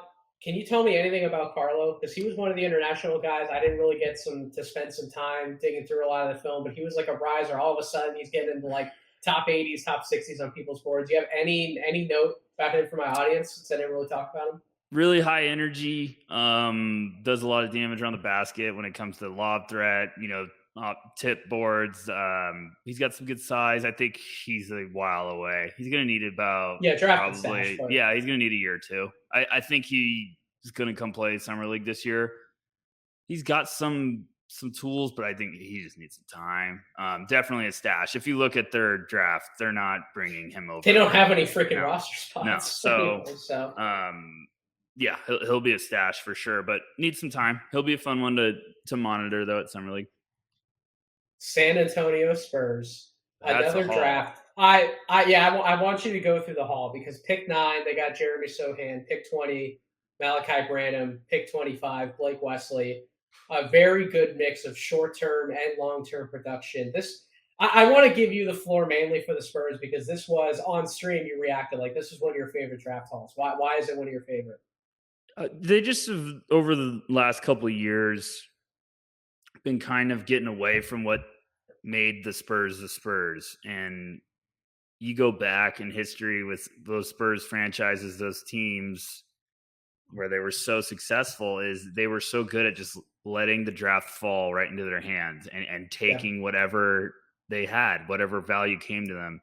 And this was just like kind of shades of the old one where I was like, this is how you get those teams back. Because last year they went for Primo and got the upside. And this year it was just like, I love Sohan at 9. I thought that was a very Spursy pick because I've joked before on the No Ceilings podcast and talking with you, I've even said like this gives me Boris Diaw Spurs vibes, like just like how he can have that yeah. guard and he's got to improve his shooting a lot, but he has that playmaking that the Spurs I think are going to love it. And then getting Branham at 20 is great value because I know the depth they have on the wings. I understand everyone calling me out or trying to say that he's They this. I get it. I they understand. don't have somebody like him though. No, Is the thing. they don't. They don't have anyone that is preventing them from taking someone. Like they don't have a guy that's like we can't take him because he's so good.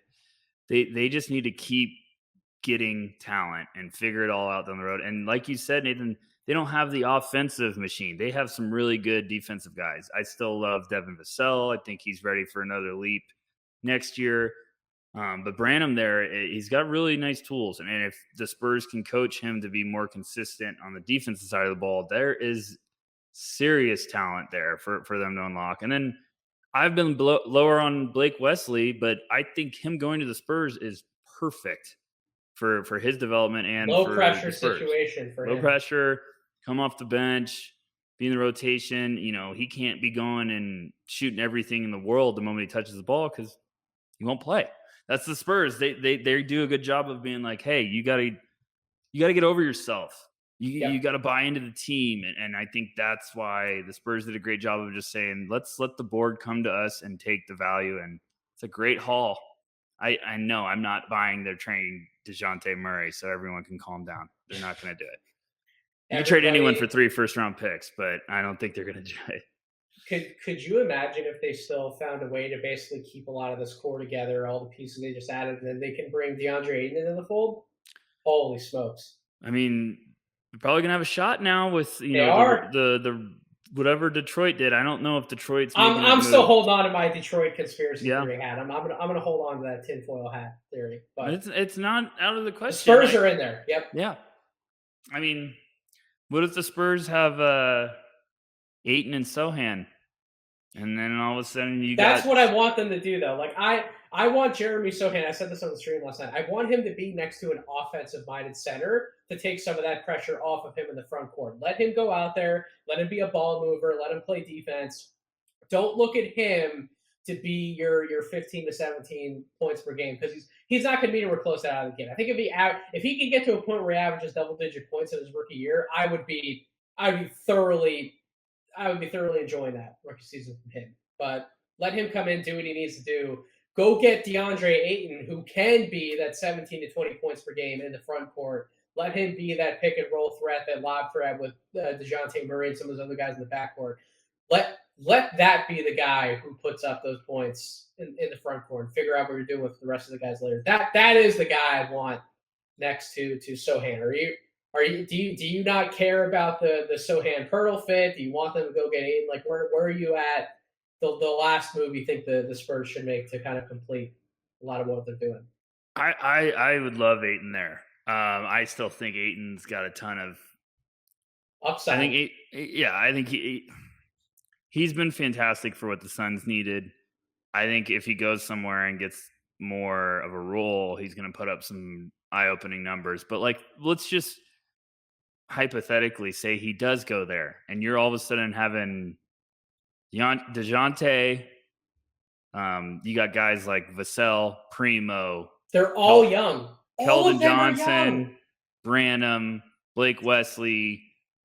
We got all these pieces now, and that's what I've said before to some Spurs fans. And I'm like, the Spurs teams back then were so great because they could roll 8 guys at you and just give you headaches because they just were switching guys with whatever was going to work All of a with. sudden, they bring the 12th guy off the bench and he's burning her for like 15 points, and Exactly. you're like, So "What the hell's going on?"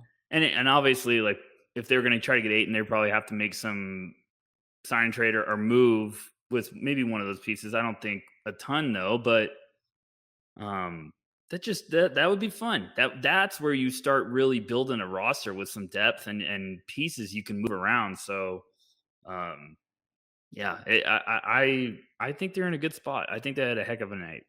Speaking of depth, the Memphis Grizzlies, with all of their roster spots that are occupied, somehow find a way to essentially buy themselves into 5 players on draft night. They trade up to pick 19. With that, that's a fun Minnesota Timberwolves deal, which we'll get to the Minnesota Timberwolves in a second. But you trade up to pick 19, get Jake LaRavia. So the Memphis Grizzlies were one of the teams in the first round targeting Jake LaRavia. They get that guy. They made the deal that we alluded to earlier in the podcast with the Philadelphia 76ers 23. David has a boat in his gut. Roddy is coming to the Memphis Grizzlies. That's a pick. I think you're a little more hype on it than I am. That's a pick. They made a deal, pick 38 in the second round. They go get Kennedy Chandler, who can be a backup point guard solution if they let Tyus Jones walk. And pick 47, after old man Nate went to bed, they got Vince Williams Jr. in the second round out of ECU. That's a nice pickup for them. Undrafted free agent market, it wasn't enough that they went and got one of the weird body guys in the draft with David Roddy. They had to go get Kenneth Lofton Jr. just for good freaking measure in the undrafted market as well. So that's I can't really put sense into that group of players specifically, Rucker. It's a lot of interesting pieces when you break them apart player by player, but out of all 5 of those guys, is there one guy that really stands out to you and you're like, damn, I'm really happy the Memphis Grizzlies went and did this?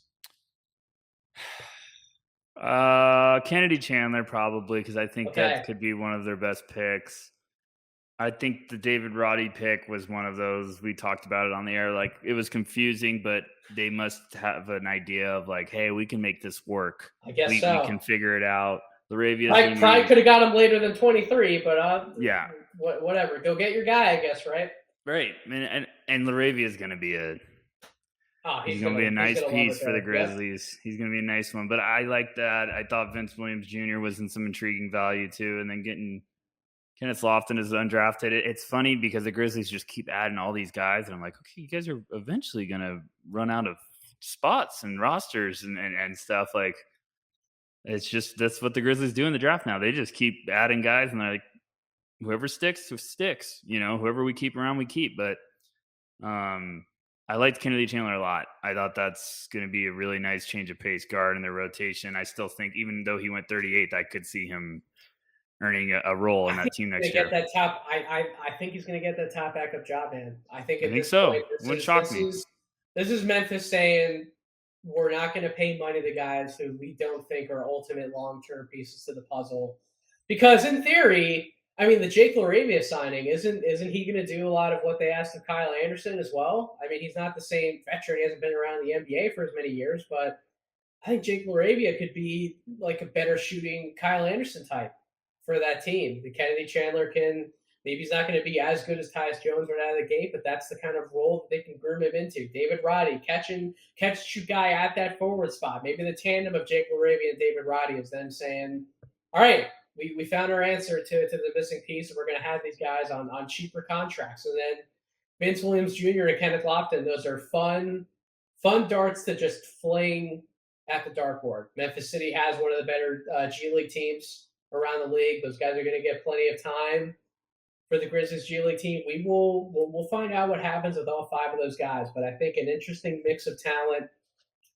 I at the end of the day, I do like what they did overall. David Roddy's the one pick that's like, yeah, I can't really make a lot of sense to it at surface, but I think somehow, some way, it's going to make sense to us a year from now. So the Denver Nuggets, The Denver Nuggets. Rucker, they drafted our son. They drafted Christian Brown out of Kansas, the guy that it's really funny when we were talking earlier in the year, like, you're a Christian Brown guy. Oh, wait, you're a Christian Brown guy? We kind of look at each other like the Spider Man meme, just like pointing at each other when we were talking about Christian Brown. That was one of our dudes. They got him. They got him at pick 21. They said, screw it. Some people have second round grades in this guy. We're going to go get our guy. We're a playoff team. He can come in and help us win games now. Then they got the projects at pick 30. They got Peyton Watson in a separate deal. They got pick 46, who ended up being Ishmael Kamagate, and then undrafted free agent market, backup point guard spot. Here we go, Colin Gillespie, bringing in the Villanova boy, who's probably going to end up playing a long time in the NBA. I really like this haul. The more and more I think about it, Rucker, I really like this haul for Denver. They're getting a few guys who can help them win basketball games next year, and then they have some really intriguing long-term pieces who could be. Those two guys could definitely return first-round value when it's all said and done a few years from now, and in Watson and Kamagate. What do you think about the haul?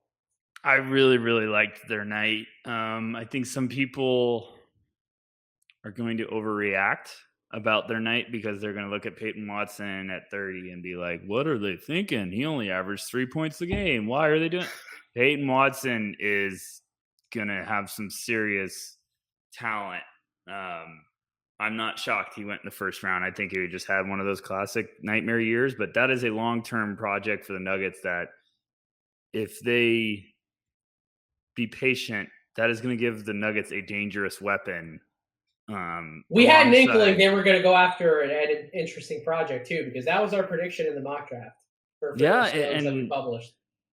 Just adding him is fascinating. I thought Kamagate was a really underrated ad at 46. That's a sneaky good pickup at 46. Because he could groom to be that backup big that's just nasty, plays with his hair on fire and has a lot of energy and does some stuff. But adding our boy Christian Brown at 21, I thought was one of the moment they took him, I was like, what a great pick for Denver, because they just need to build depth. Just keep getting some guys that could potentially play. Who can defend? They need defense on the wing. They go get one of the better wing defenders in this draft, in my opinion, in Christian Brown.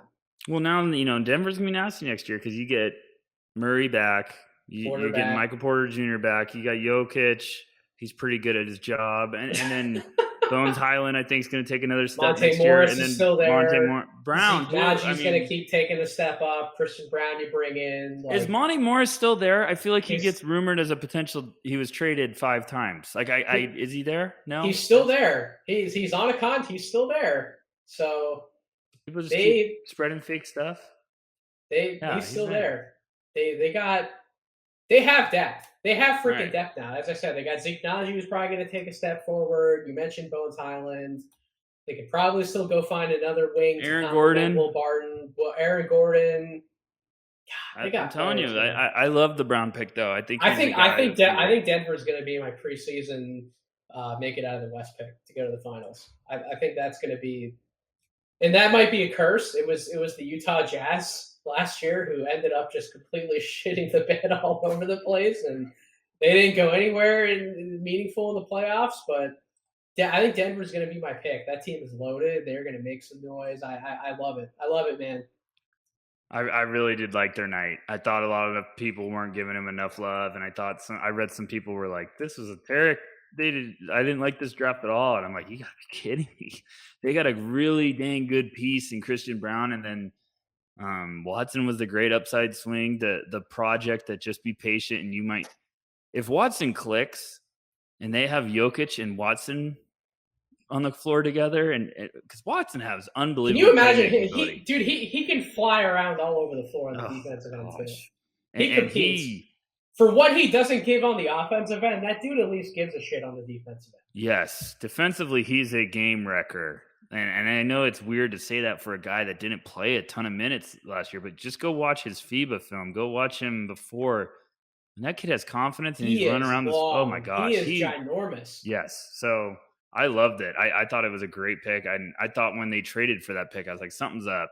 They're going to take something. And I was like, I think that could be Peyton Watson mania. So good for him. The last two teams that we'll give we'll give more words for than just rapid fire reactions. The Minnesota Timberwolves, they were involved in so many freaking deals last night. If you're coming to this podcast expecting me to recount all the different assets that were swapped in these trades, I'm sorry, man. The Minnesota Timberwolves, I couldn't keep track, but we got it. We figured it out. We know who's going to be on the team. Walker Kessler, pick 22. Wendell Moore at pick 26. Josh Minot at pick 45. Mateo Spagnuolo at pick 50. Undrafted free agent Theo John. There's some weirdness going on here. The Walker Kessler thing, I don't know. The Wendell Moore thing I get. The Wendell Moore thing I understand. I think he's going to be really good wing depth for them next year, and we'll have a chance to play some real rotation minutes for them. Josh Minot, shooting guard of the future for the Minnesota Timberwolves. Now I'm just kidding, Metcalf. Calm down. Just calm down. It's just a joke. And then Spagnuolo, draft and stash guy, interesting piece for the future. Why does the Timberwolves draft haul feel like the one where I don't really understand it, but it's going to make a lot more sense a year from now? What are your thoughts on what the Timberwolves did? Yeah, I'm sort of there with you. The Walker Kessler pick I don't love it, but I get it, and it's probably going to work. And I'm like, okay, it works. All right, I get it. But I really like the Wendell Moore pick. I thought that was a very underrated one that probably isn't going to get enough attention. Josh Minot, I get it. The upside swing. Shooting guard of the future. And I love one of my favorite picks they took was Spagnuolo at 50, but they're probably not going to see him. Tell the audience a little bit about Spagnuolo. Whenever he does come over to the States, what can he possibly do for the Wolves? Well, he was on loan from Real Madrid, I believe, off the top of my head, and he's still got like a year or two on his contract, so he's probably not going to be over for a while. But like 6'4", really just crafty, smart player. He can play. Like he just needs a couple of years. Like This is a guy that has a serious amount of talent. He just needs a couple of years, and it would not shock me if he comes over eventually down the road and is a very, very good piece for a team. Like I know they drafted Leandro Balmero. Him and Balmero adding some international flavor to that. Yeah, but I like Spagnuolo a lot. I think he's going to be in the NBA. I just think he needs a little bit more seasoning. He needs to fill out, getting some run. So I think keeping him overseas will be great. But I like Wendell Moore a lot, and it'll be fascinating to see what happens with Walker Kessler. That's one of those guys I'm ready to eat crow if he clicks. But I thought the Wendell Moore was the one that I was like, that's a good pick for the T-Wolves. He's going to be a nice piece in their rotation. So the last team that we need to share some real words on, and then we'll do a little bit of rapid fire for the last three teams I have picked out here in the West. The Golden State Warriors, NBA champions. Rucker, I know that you try to be as partial as possible. You don't try to be biased. Try and be objective for us here at No Ceilings. I'm always, I don't need to be biased. I'm honest. Come on. You're Celtics guy, and you can't tell me you're not a little pissed with how the Warriors just seem to keep getting richer and richer and richer. Pick 28, Patrick Baldwin Jr., top 10 preseason guy, falls to them at 28. Pick 44, one of the No Ceilings favorites at the guard spot, Ryan Rollins, undrafted target, Lester Quinones out of Memphis. But, dude, come on, really? Patrick Baldwin and Ryan Rollins to the Warriors? Are you freaking kidding me? I'm not jealous. They did exactly what they're supposed to do. Celtics traded their pick for Derek White, so I'm okay with that. I'm completely fine with that trade. But no, this is JD Davison can stack up against those two guys. Come on, Rucker. No, well, we don't have to talk about that because once you get to like the last couple of picks of the draft, it's like whatever. Right. But for Golden State, they did That's what you're supposed to do, and I love the Patrick Baldwin pick at 28. That's a guy that you need some confidence. You're going to get it because that team's going to see what you can do, and they are going to say, we need you to be confident because we need to use your skill set. And if he clicks, and then you have him, Kuminga, grooming together, Moses Moody, that's very fun. I thought We need to talk about that Ryan Rollins pick. no, that's That what I'm getting is at. That's what I'm getting at. Just hold on. well, I felt bad for our boy Simon Rath because I thought he was going to Atlanta, and then the yep. Warriors get him, and I was like, son of a, because I think Rollins. I think if you're a Warriors fan, Come on, you need to watch that one. you need to go back and watch that kid. Watch his Toledo tape. Like he's not as explosive and as quick as Jordan Poole. There's a lot of Jordan Poole to that kid's game, though. Like, talk about another guy who Steph Curry takes him under his wing. All he really needs to do is get better at the three-point shot on a consistent basis, right?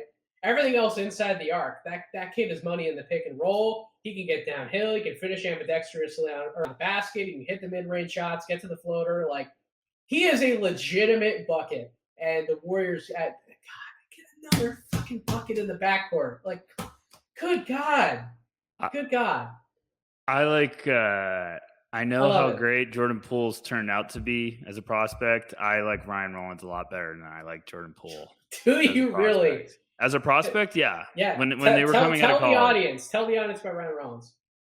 He's just very, very shifty. He has like CJ McCollum vibes to his game. Yeah. He just needs someone to let him be patient. Like someone just needs to wait with him. He has all this talent. He's a playmaker. He has great feel. He's shifty. Like when they got Rollins, I was like, son, like that's when I was like, Warriors, you sons of bitches. Like, right. I'm sorry. I was just like, that's the one I'd be watching because they could have really something. I think he's a gamer. I think he's a grinder. I think he's going to figure it out. If he wasn't going to Toledo, he would have been a much higher pick. And I'm not trying to bag on Toledo. I'm just saying if he had more exposure, for sure, because there's real talent there. And Jordan Poole, Ryan Rollins, Moses Moody, Patrick Baldwin, Jonathan Kuminga, James Wiseman. They got a whole freaking 6-man unit just waiting there on the bench. Like, yeah. What are other NBA teams doing? Like, build through the draft. That's how we can partially close on this podcast. Like, the exact opposite of what the New York Knicks have done for years is what the Warriors are continuing to do. Just go get depth in the freaking draft, man. I had Rollins as a top 30 guy. So yeah, they got two of my top 30 guys in 28 and 44. So that feels pretty good for a draft haul. God, freaking Warriors, man. Whatever. Just go win another title next year. Like whatever. No, they're not. No, they're not. Calm down. Let's talk about the Lakers because I was actually very impressed with what they did with one pick. So let's read off these last three teams here. So Lakers pick 35. They go get Max Christie. They bought it in the second round. Undrafted free agents, Scottie Pippen Jr., Cole Swider, and Sharif O'Neal. They're going to be bringing in for the Summer League team at least. Dallas Mavericks go get pick 37. They get Jaden Hardy. Talk about a faller. They get Jaden Hardy at 37. And then undrafted free agent. They're going to bring in Marcus Bingham out of Michigan State. And then the Clippers pick 43, Moussa Diabate, undrafted free agent, Michael DeVoe. I know you want to get into the Lakers. My question for you before you made the comment was going to be, out of those three teams towards the end here, which haul do you like the best? I mean, feel free to mix in your thoughts on all three, but which haul did you like the best out of those three? Well, that's actually a pretty good little spicy meatball, huh? Yeah, well, I just like them all. I would say I like Dallas's gamble a little bit. Dude, that Jaden Hardy pick is freaking phenomenal. Hardy's good. I think Bingham's a little underrated, undrafted free agent. He put up some good numbers. I really like the Clippers getting Diabate. I thought that was one that kind of caught my attention. I was like, oh, Clippers. I'm surprised a little bit he got into the 40s. I thought he was going to be one in the 30s, but I mean, early 40s, close enough. That is a great long-term play for the Clippers. I really like that. That was one of those picks. I was like, they might not talk about that enough, but that's the one that I'm going to have my attention on because Diabate has real nice talent upside. But I thought the Lakers getting a pick and getting Max Christie where they got him. Yes. I thought talk about Max Christie with the Lakers, short and long term. I think he's got talent to be a top 20 player from this class. Like, that's how much talent he has, and he was a big time recruit coming there at Michigan State. He struggled consistently with his shot. Like, it was up and down all year, but it's a beautiful shot from outside. But he can defend the crap out of the ball. Like, he's so good defensively. Izzo, like this is a kid that was a freshman at Michigan State. He was struggling with his shot. Yeah. And Izzo was playing him heavy minutes because he trusted him. So that tells you something, because Izzo doesn't do that often. I think it's a great gamble for the Lakers. And I don't even know if it's a gamble. I think it's just trust the development and be patient, and you're going to have a really, really nice piece. So I hate to compliment the Lakers because I was born and raised a Celtics fan, but I really, really liked what they did. Yeah, that Max Christie pick is fascinating. Scottie Pippen Jr. is an undrafted free agent. It's really fun, too. The Lakers need another point guard, and I think that for all the concerns you might have about his size, you know what? The dude just finds a way to get buckets. And He did it for years at Vanderbilt, and he'll continue to put up buckets, I feel, in my opinion, in the NBA. He was somebody who I had Mavs draft on from the Locked On Network. Him and I talked about him as a potential sleeper target in the NBA draft. So, yeah, I'm with you. I think out of the three Halls, I still believe in Jane Hardy, man. I still believe in him. That's a great value pick for the Dallas Mavericks. Luka's gonna love having him. Just go do your best impersonation of Buddy Hield, man. Just go out on the wing, catch the ball from Luka, hit open jump shots, and yeah, exactly. Just rack up points, doing exactly what you know how to do, baby. And then we talked about Diabate a little bit. Good long-term play for the Clippers.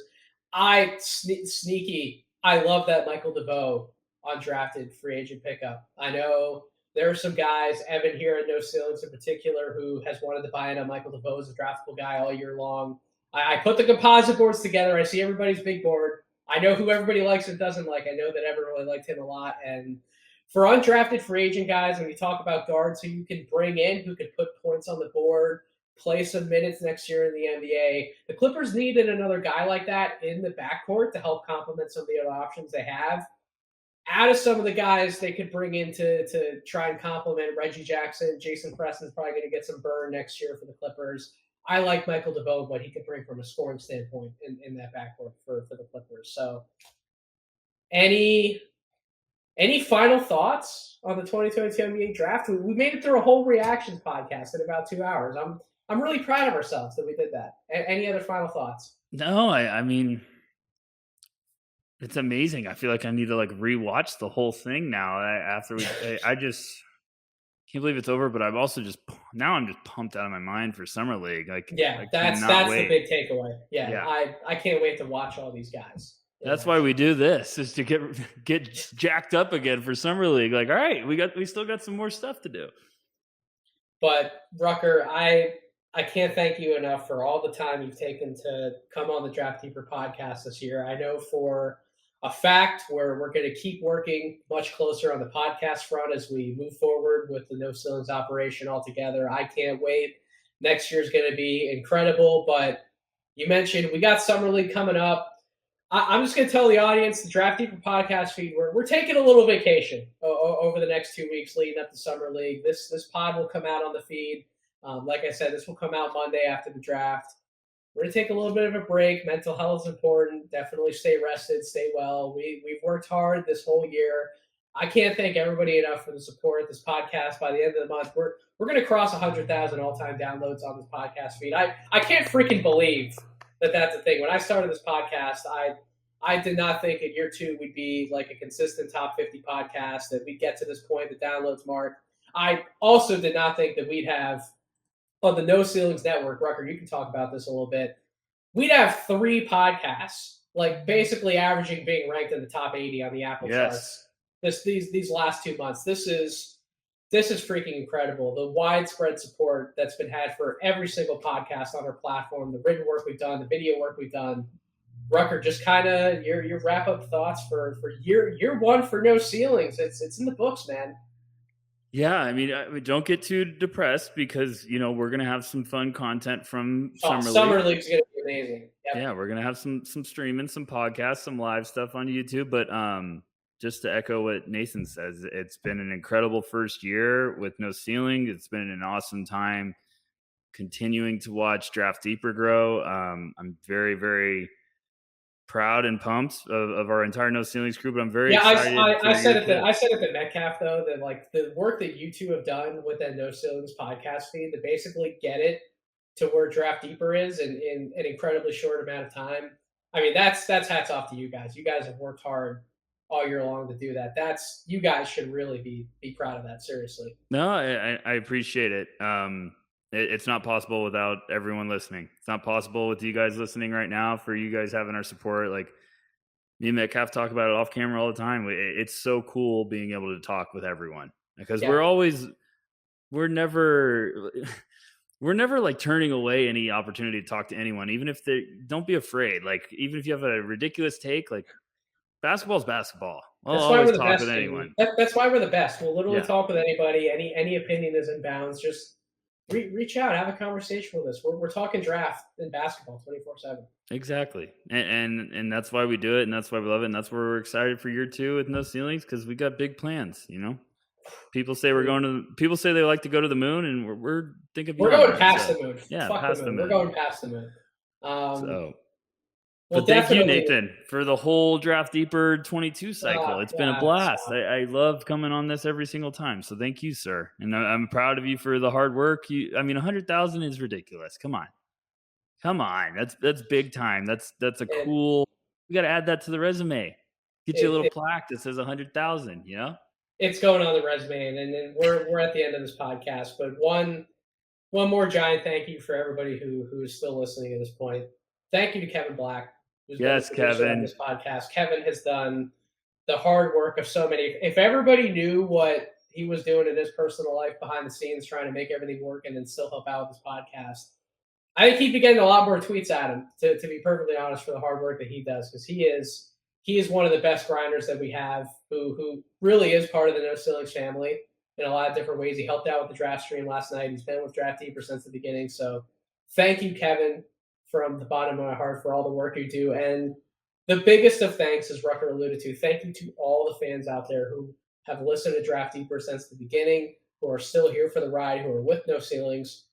Subscribe to the Draft Deeper podcast, wherever you get your podcast, Apple Podcasts, Spotify, YouTube. Make sure you're subscribed to No Ceilings, NoCeilingsNBA.com, as Rucker alluded to. Follow on Twitter at No Ceilings NBA for all the updates for what we're going to do with the Substack, the YouTube channel, the podcast feed.